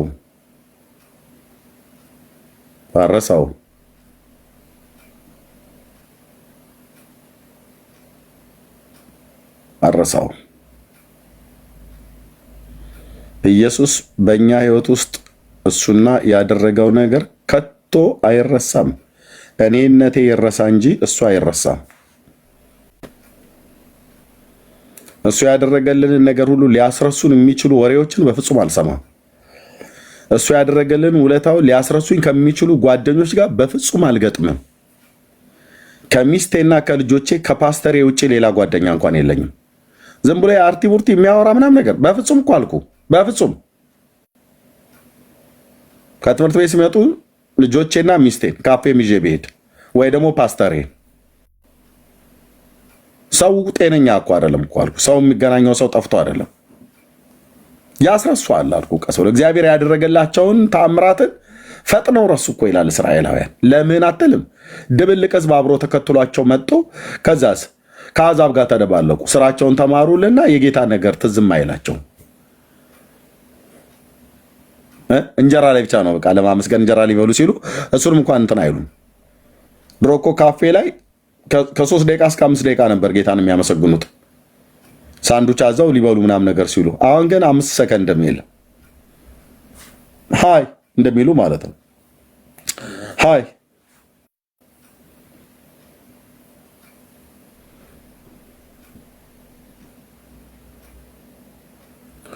ዋት እችት ነግቢ እህትዬ ነግቢ ምንድን ነው ያለችው? ኤርሚ አየር ጤና ሙሉ ወንጌል አውቃለሁ ግዛው በቀለ የሚባል ወንጌላዊው ማለት ነው። ነይ እህትዬ ዮርድዬ ምንድነው በጌታ አዎ አየር ጤና ሙሉ ወንጌል በደንብ ታውቂኛለሽ። ነይ እስቲ እህቴ ዋት ሰላም ኤርሚ ዮርዲ እንዴት ነሽ? እግዚአብሔር ይመስገን። እንዴት ነህ? ቆይ አልመጣሽልኝም በጌታ ዮርዲ ነኝ። ግዛው ደግሞ አውቀዋለሁ ብሎኝ ነው ወንድሜ ነው ወንጌላዊ ግዛው። አሁን ነብይ ግዛው ይባላል። አየር ጤና ሙሉ ወንጌል ነው ያገለግላል። ጥቁሩ ማለት ነው ቀጭኑ።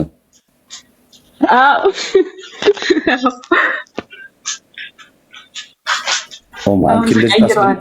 በጌታ አለ አሁን ስርሽ። እኔ ዱባይ ነው ያለሁት፣ እሱ ኢትዮጵያውን እያገለገለ ነው ያለው።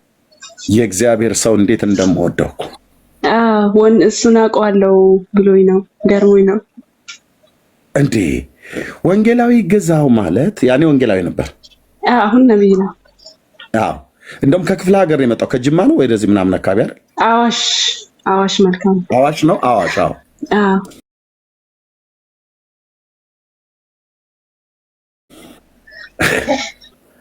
በኢየሱስ ክርስቶስ አስደነገጥሽኝ እኮ አንቺ። ጊዜ በጣም ነው የማውቀው። አውቀዋለሁ። ባለፈው ብሎኝ እሱ ጋር እንደዚህ ኦንላይን ምናምን አስተማሪ ምናምን ስለኝ እሱ ጋር እየተማርኩ ነው ምናምን ብዬው አውቀዋለሁ ምናምን ብሎኝ ነበረ። እንዴ ምን ከሞት እኮ አንደኛው ሌላኛው የመተርፍ ራሱን በሌላ ቀን ጥሬው እና በከሰል ጭስ ታፍነን አንድ ቤት ኖርናል ብሎኛል። ልናልቅ ነበረ። ዮሴፍ ማሞ የሚባል ወንድም ቤት እሱም ብዙ ነገር አሳልፏል አየር ጤና ላይ። አረ በጌታ እንዴ በጣም ጸለይንም። ክረምት ነው ጊዜው። የዮሴፍ እጮኛው ነበረች። እሷ ቤት ተጠርቼር ከዛ ወንጌላዊ መጣ። እዛው ስንጸልይ አመሸን፣ ስንጫወትም አመሸን፣ ተኛን። የአቀጣጠሉት ከሰል ጭስ ታፍኖ የጆሲ የህይወት ብርሃን ቤተክርስቲያን አገልጋይ ነው። እኔ ጉባኤ እግዚአብሔር ነው። ግዝሽ ደግሞ ወንድምሽ የሙሉ ወንጌል ቤተክርስቲያን አገልጋይ ነው።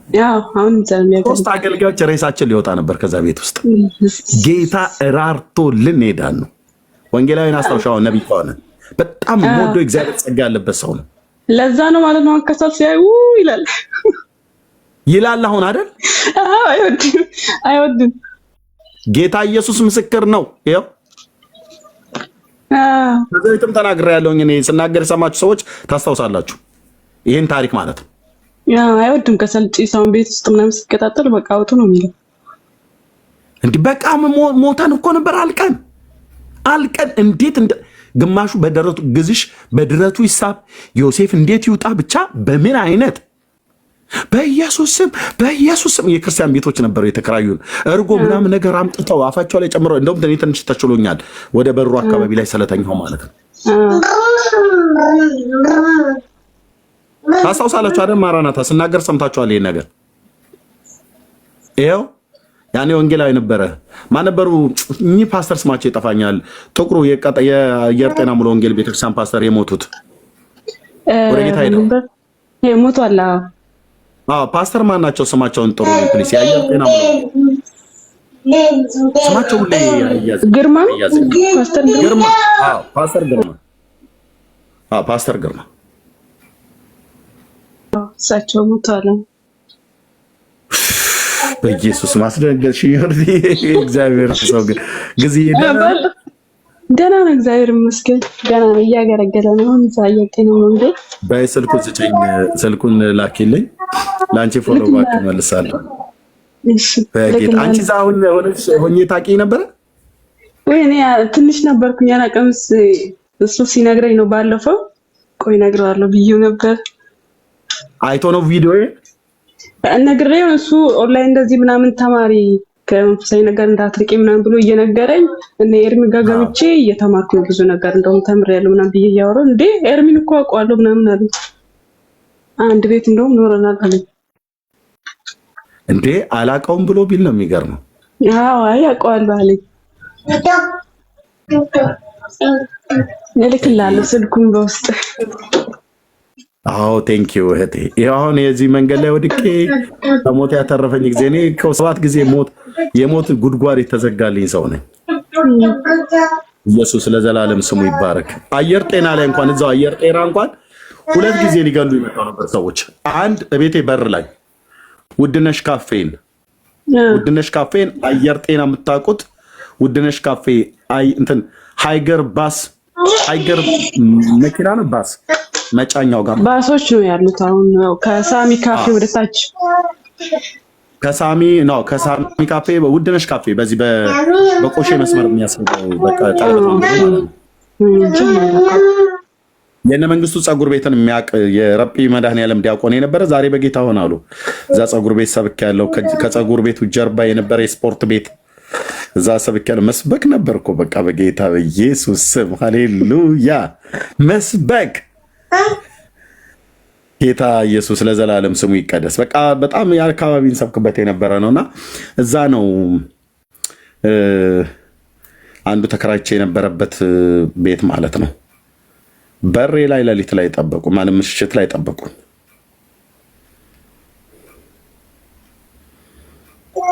ሊገሉኝ ማለት ብዙ ነገር ነው የሚያወራው፣ ብዙ ነገር ነው ያሳለፈው ምናምንና አይደል እንዴ ያለኝ እሱ ራሱ ኤርሚ ነው። በጣም የአየር ጤና ላይ ያውቃሉ። ሁለተኛው ደግሞ ጀሞ ሚካኤል ሁሌ ነግሬያቸዋለሁ። ጀሞ ሚካኤል ጋር ወደ ላይ ወደ ጋራው የኦሮሚያ ክልል ነው። ገበሬዎች አሉ። እነሱ ገበሬዎቹ ጋር ጌታን የተቀበሉ ወንድሞች ነበሩ። ገበሬዎች ማረሳቸው በተለይ ወንድሞች አሉ። ዳገቱ ላይ እያረሱ ተቀብያቸው እያረስኩ እያጨዱ ተቀብያቸው እያጨድኩ ወንጌል የነገርኳቸው በጌታ ያመኑ ወንድሞች ገበሬዎች ማለት ነው።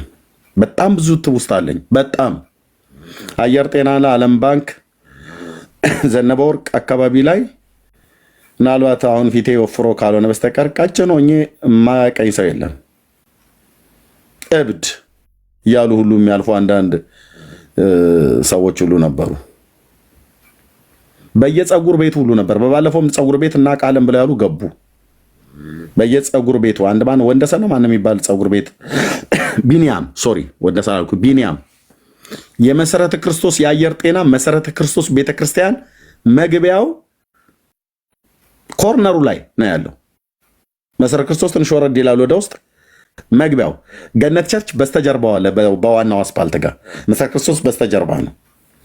የቢኒያም ፀጉር ቤት ጋር የማያቀኝ የለም። ሳሚ ካፌ የማያቀኝ የለም። ረጲ መድኃኔዓለም አካባቢ የማያቀኝ የለም።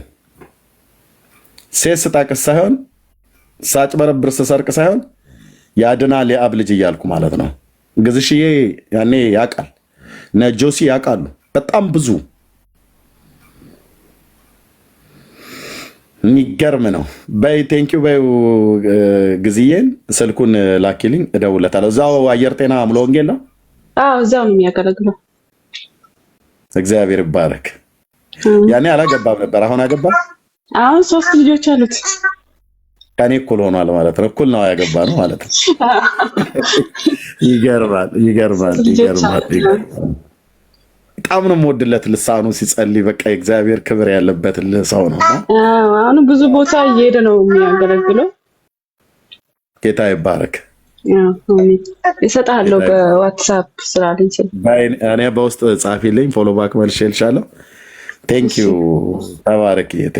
ኦኬ አሜን። እሺ እግዚአብሔር ይባረክ። በጣም ይገርማ። አሁን ከያ ጭቃ ላይ ወድቄ ጌታ ከሞት ያተረፈኝን ስናገር ነው ወንጌላዊ ግዛውን ሳስብ አሁን ነብይ ሆኗል። እንግዲህ ሙሉ ወንጌል ነች ያደረገችው። ነብይ ብላ ካለችው ነብይ ብዬ ነው የምጠራው። በጣም የእግዚአብሔር ሰው ነው። በጣም ነው የማውቀው። በጣም ደስ የሚል የእግዚአብሔር ክብርና ሞገስ ያለበት ሰው ነው። የእግዚአብሔርን ቃል የሚያካፍልበት ስፒሪት እንዴት እንደምወደው እና ጌታ እግዚአብሔር ይባረክና እሱ አሁን ይህን እያወራን አይደለ? እኔና እሱ ዮሴፍ ከዛች እህት ጋር ሆነን በአንድ ሌሊት በከሰል ጭስ አብረን ልናልቅ የነበረው አገልጋይ እሱ ነው። ከዚያ ስሙን ጠርቼ ሜንሽን አድርጌ ጠርቼ ነበር። ሰምታችሁት እንደሆነ ታስታውሱ ከሆነ ማለት በደንብ ነው እኔ የተናገርኩት። እንደውም ከዛ ተነስቼ ሲሄድ አይ ቲንክ ቅዳሜ ቀን ይመስለኛል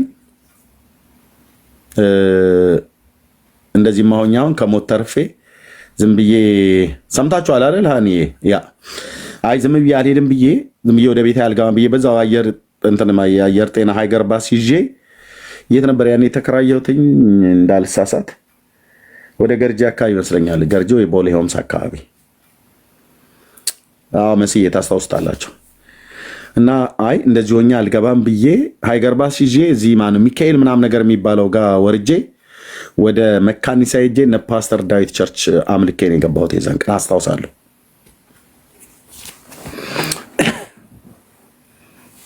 እንደዚህ ሆኜ በቃ አሁን ወደ ቤቴ ገብቼ ዝም ብዬ አልተኛም። ደንግጠን ማለት እኮ ነው። እህታችን በተለይ ወርውሮ ከግድግዳ ጋር ነው ያጋጫት። የከሰል ጭስ እንደዚህ እንደሚያደርግ አላውቅም ነበር እህቶች። ይኸው የጭቃውን ስነግራችሁ መንገድ ላይ ወድቄ ያው ያልሞተ እግዚአብሔር ሰው ግዝዬ ወንጌላዊ ነበር። ያኔ አብረን ነበር።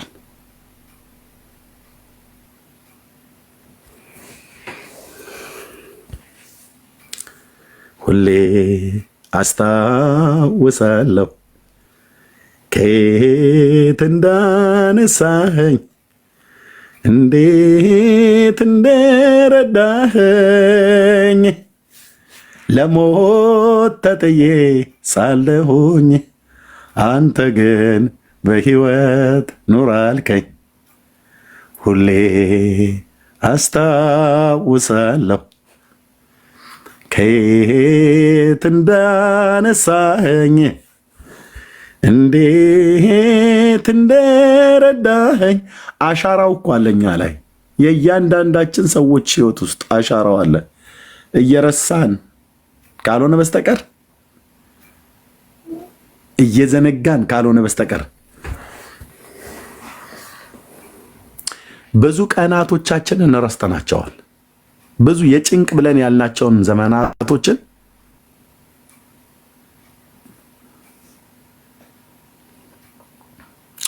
የኔ አባት ኢየሱስ ክርስቶስ ማታ እየተጨዋወትን አድረን በጣም በቃ በልሳን ሲጸልዩ ጆሲዬም እሱም እኔም አለው። ያቺ የታለች የጆሲ ጮኛ ነበረች።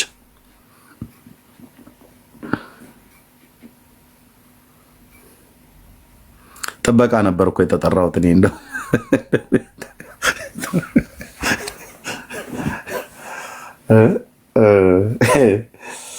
አንዳንድ እህቶች ጮኛችሁ ቤት ለማደር ትሄዳላችሁ እንዴ እናንተ? ተው አሁን ክፉ እንዳታናግሩኝ፣ በምስጋና ቤቱን ልዝጋው። ማን ነው ሂዱ ብሎ የሚላችሁና ነው እየተንኮከዋችሁ የምትሄዱት? ጥበቃና ተብዬ ተጠርቼ ማለት ነው። ጠብቀን ተብዬ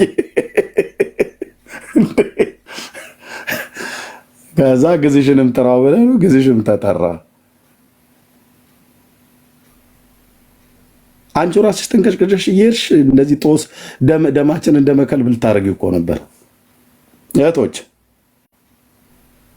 ገና ሰኔ ወር ሲጀምር ደመናው ግም አለ ተብሎ ሲባል የሆነ ብርድ ብርድ የሚላችሁ ነገር አለ። አንዳንድ እህቶች አደብ ያዢ፣ መድኃኒዓለም ምስክሬ ነው። አደብ ያዙ።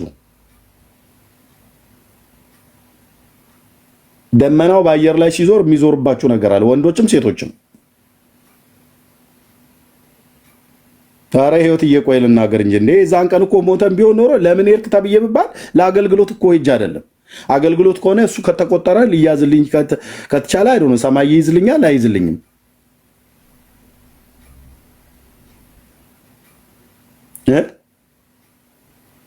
ምንድን ነው የሚባለው? አሁን ሞተን ቢሆን ኖሮ ምን ልታረጉ ሄዳችሁ ተብለን ምንባል ልንጠብቅ እሷንና እሱን ማ ተገናኙ አላቸው። እዛ በምሽት ወንዝ ሞላ፣ ወንዙ ሞልቶ መሻገሪያ ያጣው ቀረው ብለህ እንደ ገጠር አታሳበብም። ተነስተ መሄድ ነው፣ በእግርህ መሄድ ነው። ማን በእግርሽ ማን ነው? በእግርህም በእግርሽም አልፎ እንደዚህ እንሳቅም እናልቅስም እንጂ ምን እንላለን?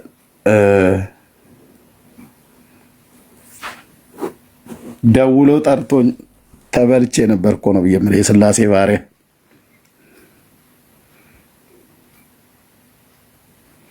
አሉ። ቴክስት የምታበዙ ወንድሞችም እህቶችም አለን። ሰኔ ሲጀምር ቴክስት አበዛላችሁ። የቴክስት መዓት ማግባት የሚታይ የዛን ጊዜ ነው። በግንቦቱ በጠራራው ሳይ ዞር ብለህ አታያትም፣ አንቺም አታይም። ክረምቱ ገና ሊገባባ ሲል በቃ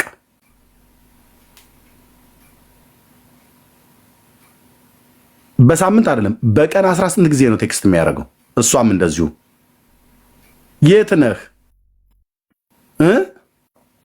የኛ ሰፈር ብርድ እንትን ያሳቀፋል እያሉ ምንድን ነው አሁን? ይሄ እኮ ቀጥታ ናና ቀፈኝ ብሎ ማለት ነው።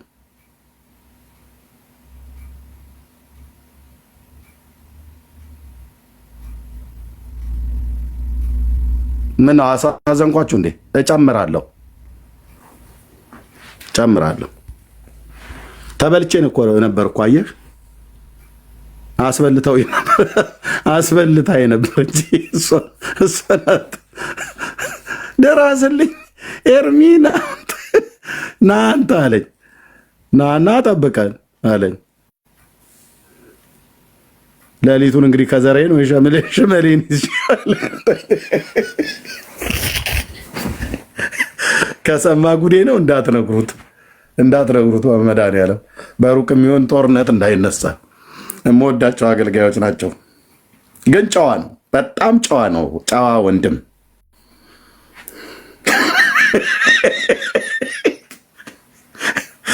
እንዴ! በቆሎ አለ፣ ከሰል አለ፣ ክረምት ነው። የሚፈጠረውን አስብ። ድረስልኝ አለ ገና በ12 ሰዓት አካባቢ መታለች። አልሄድም ብላለች። ና አለኝ። እኔ ደግሞ ብቻዬን ነኝ። በቃ ያው እንግዲህ በቆሎ ከተበላ ምግራትም ከተበላ በኋላ የመሐረነ ወይ ሳለን ወይ በቀድሞ ወይ በአሁኑ ቡራኬ ሰጥቼ እመጣለሁ ብዬ ነበር የሄድኩትኝ። አልሄድም። አንዳንድ እህቶች እንደዚህ የምትሆኑት ነገር ወንድሞችም ጭምር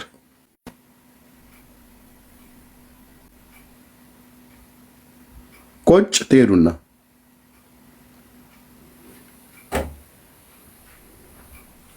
ተነስተሽ ሂጂ።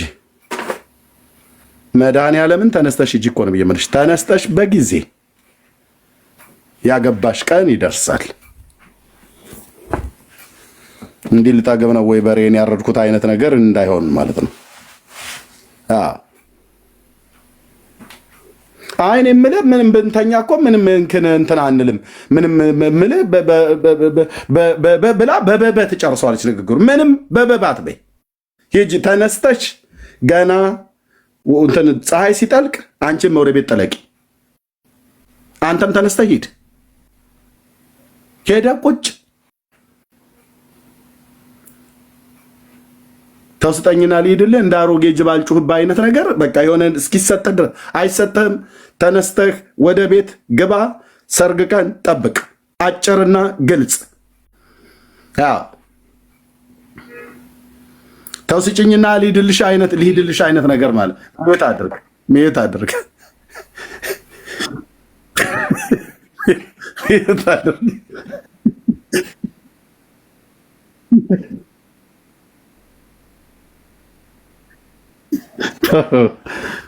አንተ እዛው ራዕይ 12 ላይ ነው ያለው። እኛ ስንት ዓለም ላይ ደርሰናል። ወደኛ ዞረ። አይ የአንዳንድ ሰው ነገር በጣም ትዝ እያለኝ በእውነት የዛን ቀን ሞቼ ቢሆን ኖሮ መቼም ከዛ በኋላ ለማሰብ ጊዜ አይኖረኝም እንጂ ኤርሚያስ በምን ሞተ ተብሎ ይባል ወንጌላዊ ግዛው፣ ኤርሚያስ፣ ዮሴፍ የሚባሉ ወንድሞች እነሱ ዮሴፍስ በራሱ ቤት ነው። እኛ ምን ልናደርግ ሄድን? ጥበቃ ምን ወንድና ሴት ልንጠብቅ?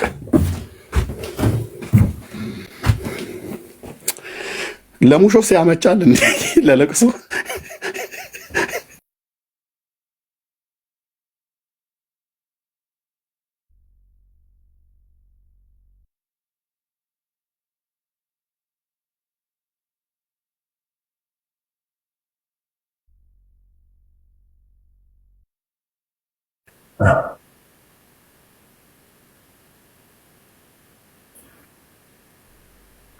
ኧረ ተው።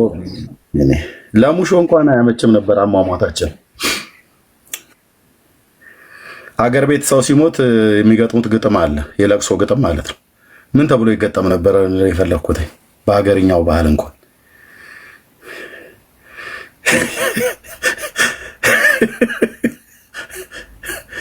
ሊጠብቁ ሄደው ባጭሩ ተቀጩ ብሎ የሚል ግጥም ጨርሰው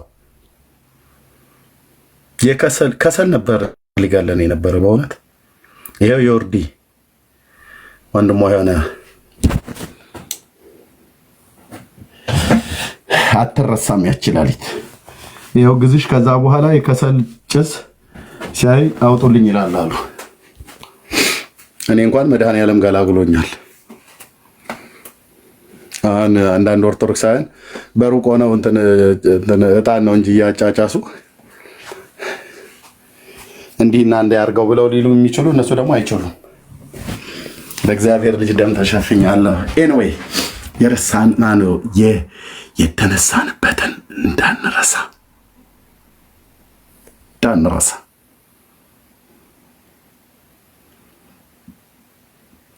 እንዳትረሳ ወንድምዬ፣ እንዳትረሳ ውዳችን ኢየሱስ የተከተለህን የህይወት ጎዳና እንዳትረሺ። እኔም አልረሳም። ባለውለታችን ነው ጌታ ኢየሱስ በእውነት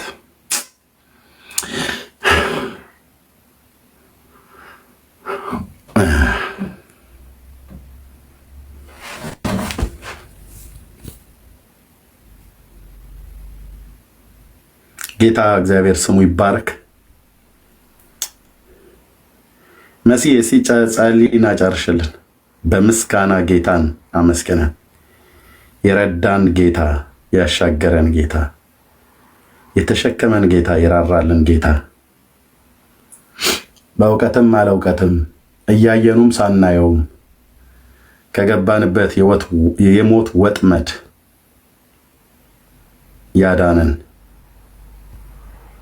የእግዚአብሔር ልጅ እሱን አመስግኝልና እኔም ልተኛ። ተባረኩ። ሚድናይት ሆነ። ኤርሚዬ ውብዬ የሚመቻት ከሆነ ታመስግን። ስራ ቦታ ስለሆነ ይረብሻል። ወይ አግኝቼ ነው ደስ ያለኝ። ጌታ ይመስገን። ሰላም ለእናንተ ይሁን። ጌታ ይባርካችሁ። አንተ ያስተማርክ ከቅድም ጀምሮ ሳነብ የነበረውን አንድ እግዚአብሔር ቃል አንብብና የመዝሙር 91 ያለውን ከዛ በኋላ ጌታን እናመሰግናለን። ክብር ለጌታ ለኢየሱስ ይሁን። መጽሐፍ ሲናገር እንደዚህ ይላል፣ በልዑል መጠጊያ የሚኖር ሁሉን በሚችል አምላክ ጥላ ውስጥ ያድራል ይላል። እግዚአብሔርን አንተ መታመኛዬ ነህ እለዋለሁ፣ አምላኬና መሸሸጊያዬ ነው። በእርሱ እታመናለሁ፣ እርሱ ከአዳኝ ወጥመድ ከሚያስደነግጥም ነገር ያድንሃል። ኢየሱስ ጌታ ነው። አሜን። አድኖን ነው ዛሬ ያለ ነው። ከአዳኝ ወጥመድ ከሚያስደነግጥ ነገር እኔና እናንተን አድኖን ጠብቆን በገባንም ባልገባንም መንገድ ጌታ አድኖን ዛሬ እንድንሆን በዚህች ቀን እንድንገኝ አድርጎናል። ከኛ ብርታት ከኛ ጥንካሬ በጣም ደግሞ አቅምም ስላለን አይደለም። የእግዚአብሔር ጥበቃ በዙሪያችን ስላለ የእግዚአብሔር መገኘት የእግዚአብሔር አብሮነት ከኔና ከናንተ ከልጆቻችሁ ከቤታችሁ ከትዳራችሁ ጋር ስላለ ዛሬን እንድንገኝ ያደረገው ጌታ እርሱ ነው። ስለዚህ እርሱ ከአዳኝ ወጥመድ ከሚያስደነግጥም ነገር ያድንሃል ይላል። እሺ በላባዎቹ ደግሞ ይጋርድሃል ይላል። ኢየሱስ ክርስቶስ ጌታ ነው። በክንፎቹም በታች ደግሞ ትተማመናለህ። እውነት እንደ ጋሻ ይከብሃል ይላል። ኢየሱስ ጌታ ነው። እሺ ከሌሊት ግርማ ከቀንም ከሚበር ፍላጻ በኔና በእናንተ ላይ ሌሊት ተኝተን ሲደገምብን በኔና በእናንተ ላይ ስማችንን እየጠሩ እንደዚሁን ይሰበር ይጣመም ይሙት እያሉ ቃል ሲያወጡብን ሲዘነዝሩብን በልጆቻችሁ ላይ በትዳራችሁ ላይ በቤታችሁ ላይ በቢዝነሳችሁ ላይ በአገልግሎታችሁ ላይ በመውጣት በመግባታችሁ ላይ በሌሊት እንደዚህና እንደዚሁን እያሉ በስምና በአድራሻችሁ ሲያስደግሙ እርሱ ግን እኔና እናንተን ከሌሊት ግርማ በቀንም ከሚበር ፍላጻ በጨለማም ከሚሄድ ክፉ ነገር እርሱ እኔና እናንተን ይጠብቃል። እርሱ ለጠላቶች አሳልፎ አይሰጠንም። እርሱ ወጥመድን ሰብሮልናል። እርሱ ሞትን ሰብሮልናል። ኢየሱስ ለኔና ለእናንተ ክብር ለጌታ ለኢየሱስ ይሁን። ከአደጋና ከቀትር ጋኔንም አትፈራም ይላል። አንፈራም። ጌታ ኢየሱስ ከኔና ከእናንተ ጋር ስላለ፣ ጌታ መንፈስ ቅዱስ ካንተ ጋር ስላለ፣ ጌታ መንፈስ ቅዱስ ካንቺ ጋር ስላለ አንፈራም። ሃሌሉያ። ለምን? ጌታ ከኔና ከናንተ ጋር አለ። ከኛ ብርታት አይደለም። እዚህ ውስጥ ያላችሁ እህትና ወንድሞች በጣም ብዙ ስለጸለይንም አይደለም፣ በጣም ብርቱ ስለሆንንም አይደለም። እርሱ ታማኝ የሆነ ጌታ ግን እለት እለት ይጠብቀናል። እርሱ ታማኝ የሆነ ጌታ ግን እለት እለት ይታደገናል እኔና እናንተን።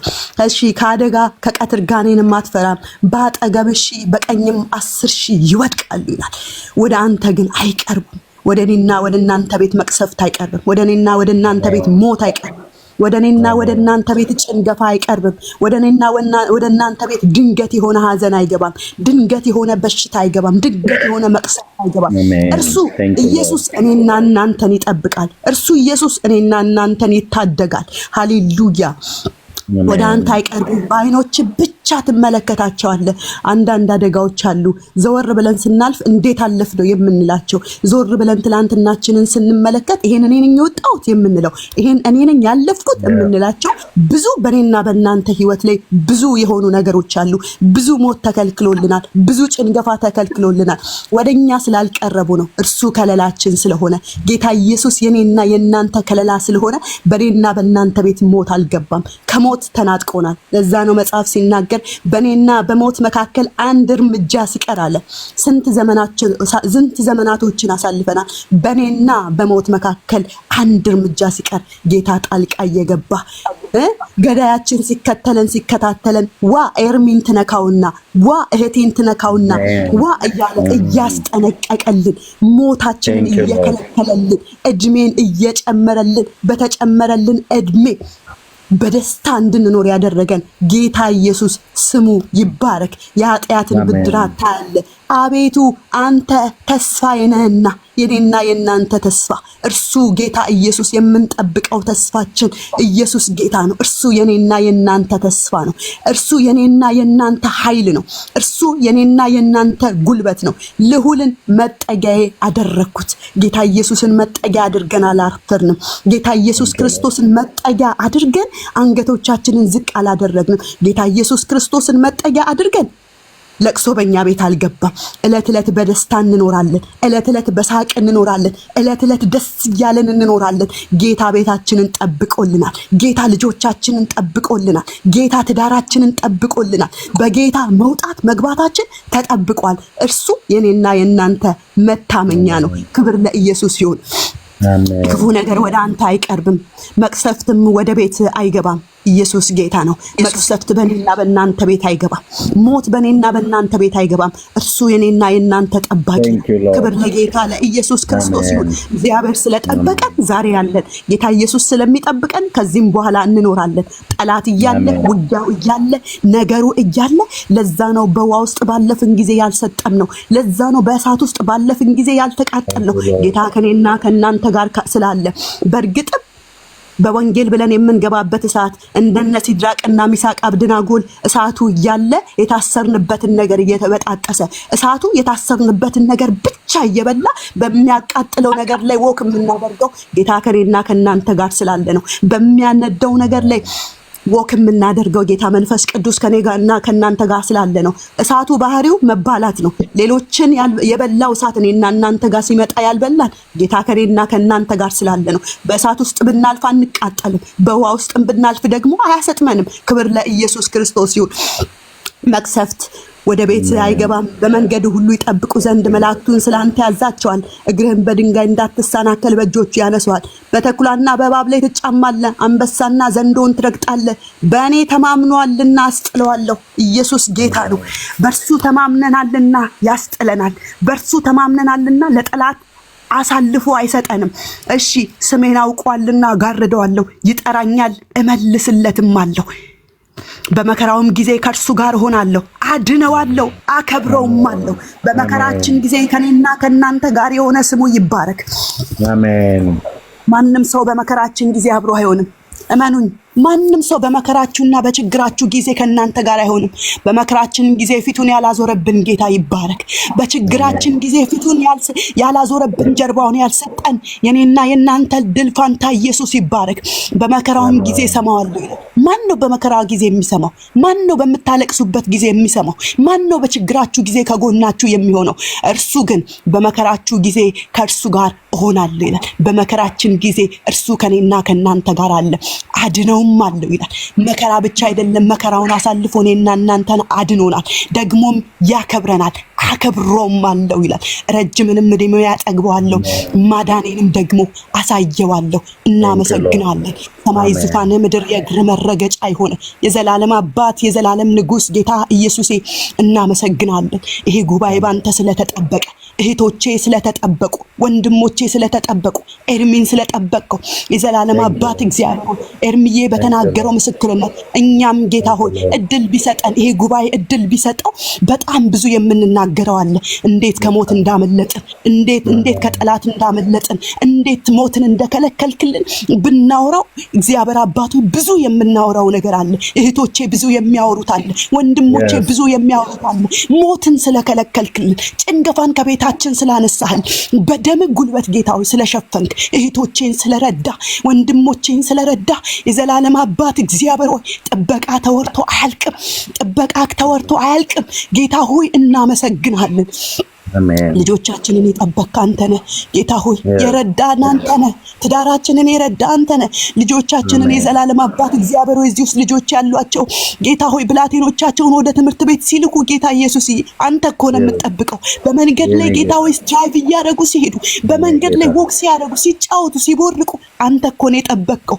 ሞትን ከልክለህ እኮ ነው፣ መቅሰፍትን ከልክለው። እኛ በሚገባንም በማይገባንም ቋንቋ፣ በሚገባንም በማይገባንም ነገር ሞትን ከቤታችን ከልክለሃል። መቅሰፍትን ከቤታችን አንስተሃል። ሟርት በእኛ ላይ እንዳይሰራ አድርገሃል። ድግምት በእኛ ላይ ጌታ ሆይ ኃይል እንዳይኖረው አድርገሃል። የዘላለም አባት እግዚአብሔር ሆይ እናመሰግናለን። ስለዚህ ጊዜ ስለዚህ ማለዳ ስምህ ይባረክ። የዘላለም አባት እግዚአብሔር ሆይ ኃይልን ስለጨመርክልን፣ ጉልበታችን ስለታደሰ፣ ኤርሚን እየረዳኸው ስላለ፣ አቅምን እየጨመርክለት ስላለ በጌታ በኢየሱስ ክርስቶስ ስም እናመሰግናለን። በውስጡ ያለው እሳት ዕለት ዕለት ስለሚነድ እናመሰግናለን። ኃይሉ ዕለት ዕለት ስለሚታደስ እናመሰግናለን። ጠላት በእርሱ ላይ ስለማይሰራ እናመሰግናለን። ትውልድ ከዚህም በኋላ ስለሚሰማው እናመሰግናለን። በሱ ተጠቅመ ብዙዎች ከጨለማ ወደሚደነቀው ብርሃን ስለሚመጡ እናመሰግናለን። ብዙዎች ኤርሚን እያዩ ኤርሚን ስለማያዩት እናመሰግናለን። ኤርሚ ተሸፍኖ አንተ ደምቀ ስለምትታይ እናመሰግናለን። ኤርሚ ተከልሎ ኢየሱስ በሱ ላይ ደምቀ ስለምትታይ እናመሰግናለን። የአብርሃም አምላክ፣ የያዕቆብ አምላክ፣ የቃል ኪዳን አምላክ እግዚአብሔር በዘመናት መካከል ቃል ኪዳን ልባችንን የምታጸና ጌታ ዛሬ በጌታ በኢየሱስ ስም በሱ ላይ ደምቀ ስለምትታይ እናመሰግናለን። ቃሉ ስለሚከብድ እናመሰግናለን። ቃሉ ስለሚሰማ እናመሰግናለን። እሱ ሲናገር የብዙዎች ልብ ስለሚቀልጥ እናመሰግናለን። በጌታ በኢየሱስ ክርስቶስ እርሱ ወቅት ሲያለግ በጠላት መንደር ላይ ነው ስለሚሆን እናመሰግናለን። ኮቴውን እግዚአብሔር ስለምታከብደው እናመሰግናለን። የሚያስደነግጥ የሚያስፈራ ኮቴ ስለምታደርግለት እናመሰግናለን። እየገባ ስለሚበዘብዝ እናመሰግናለን። እየገባ ስለሚወርስ እናመሰግናለን። በሱ አልፈ ትውልድን ስለምትናጠቅ እናመሰግናለን። መንፈስ ቅዱስ ስም ይባረክ። የረዳንና ያገዝከን አባት ነህ። የዘላለም አባት እግዚአብሔር ሆይ በዚህ ቤት ውስጥ በዚህ ሁኔታ ውስጥ በሚሆነው ነገር ሁሉ ጌታ ሆይ እኛ ብለን አንጀምርም። ኤርሚ ብሎ አይጀምርም። ጌታ ሆይ የምንጀምረው አንተ ብለህ ነው። እግዚአብሔር አባት ሆይ የሆነው ነገር ሁሉ የሆነው ባንተ ነው። የዘላለም አባት እግዚአብሔር ሆይ የተደረገው ነገር ሁሉ የተደረገው ባንተ ነው። ክብሩን አሳልፈን የምንሰጠው ባንተ ነው። ክብሩን አሳልፈን የምንሰጠው ላንተ ነው። ክብር በሰማይ በምድር ላንተ ይሁንልህ። ኤርሚ ሲያገለግል ክብር በሰማይ በምድር ላንተ ይሁንልህ። በዚህ ውስጥ ያሉ እህትና ወንድሞቼ ሲያገለግሉ ክብር በሰማይ በምድር ላንተ ይሁንልህ። ብዙዎች ቢፈወሱ ባንተ ነው። ብዙዎች ከጨለማ ቢያመልጡ ባንተ ነው። ከኛ ብለን የምንለው ነገር የለም። የዘላለም አባት እግዚአብሔር ሆይ እናመሰግናለን። ክብሩን አንተ ውሰድልን። ዛሬ በዚህ ማለዳ ክብሩን አንተ ውሰድልን። እግዚአብሔር አባት ሆይ ክብሩን ጠቅልለ አንተ ውሰድልን። ክብሩን ጠቅልለ አንተ ውሰድልን። ዮሐንስ እንዳለው እኔ ዝቅ ልል አንተ ደግሞ ከፍ ልትል ይገባሃል እንዳለ የዘላለም አባት ኤርሚ ዝቅ ልል ይገባዋል። ጌታው እህቶቼ ዝቅ ሊሉ ይገባል። እኔ ዝቅ ልል ይገባል። ወንድሞቼ ዝቅ ሊሉ ይገባል። የዘላለም አባት እግዚአብሔር ሆይ አንተ ከፍ ብለህ ታይልን። ኢየሱሴ ከፍ ብለህ ታይልን። በአገልግሎታችን ከፍ ብለህ ታይልን። ስለረዳህን፣ ስላገዝከን፣ ስለምትረዳን እናመሰግናለን። ስምህ ይባረክ፣ ስምህ ይባረክ፣ ስምህ ይባረክ። ደግሞ የሚዋጉ በጌታ በኢየሱስ ስም ይወጉ። ኤርሚዬን ዙሪያውን የሚከቡ እህትና ወንድሞቼን ዙሪያ የሚገቡ እግዚአብሔር አባቶ እህትና ወንድሞቼ ወጣን ከፋልን ሲሉ ከከፍታቸው የሚያወርዳቸው ክፉ በናዝሬቱ በጌታ በኢየሱስ ክርስቶስ ስም ዛሬ የተመቱ ይሁኑ። በእህትና በወንድሞቼ ላይ ቃልን የተናገሩ በጌታ በኢየሱስ ክርስቶስ ስም ከአገልግሎታቸው ከህይወታቸው ሊገቷቸው በሌሊትና በቀን በስምና ባድራሻቸው የሚደግሙ በዚህ በሶሻል ሚዲያ ላይ ቁጭ ብለው እህትና ወንድሞቼ ሲያገለግሉ በኢየሱስ ስም ዕለት ዕለት የሚደግሙ ደጋሚዎች ዛሬ በጌታ በኢየሱስ ስም ቃላቸው የፈረሰ ይሁን። የዘላለም አባት እግዚአብሔር ቃላቸው በጌታ በኢየሱስ ክርስቶስ ስም በእህቶቼ ላይ አይስራ። ቋንቋቸው በጌታ በኢየሱስ ስም ይደባለቅ። የዘላለም አባት እግዚአብሔር በሚወጡበት በሚገቡበት ይሄ ጉባኤ የተጠበቀ ይሁን። ሲወጡ በጌታ በኢየሱስ ስም ጌታው ቀድማቸው ውጣ። ሲገቡ በጌታ በኢየሱስ ስም ቀድማቸው ግባ። በኢየሱስ ስም ሲያደርጉ አደራረግን አሳያቸው። የጥበብ የማስተዋል መንፈስ በላያችን ላይ በኢየሱስ ስም ይለቀቅል። በመናደርገው ነገር ሁሉ የዘላለም አባት እግዚአብሔር ሆይ ላንተ የክብር መገለጫ እንሁንልህ። አንተ ብቻ ደምቀህ ታይበት፣ አንተ ብቻ ተነገርበት። ስለ ሁሉ ይሄ ጉባኤ ክብር ላንተ ይሰጣል። እኛ ዝቅ እንላለን። ኢየሱሴ ንጉሥ ሆይ አንተ ከፍ ብለህ ታይልን በጌታ በኢየሱስ ስም አሜን፣ አሜን፣ አሜን፣ አሜን፣ አሜን። ተባረኪው ብዬ ቴንኪው ጸጋ ይብዛልሽ። ወንድሞች በጣም ይቅርታ ዛሬ እነ ቢኒያው እነ ቤካ እንዲናገሩ አልሰጠዋቸው። ጌታ እግዚአብሔር ዘመናችሁን ይባርክ። ተባረኩ። ሁላችሁም በጌታችን በኢየሱስ ክርስቶስ ስም ሁላችሁም ተባርካችኋል። ደግሞም ተባረኩ። ጸጋ ይብዛላችሁ። ጌታ ይፈቀድ እንገናኛለን። ሰላም ዋሉ። ሰላም አምሹ።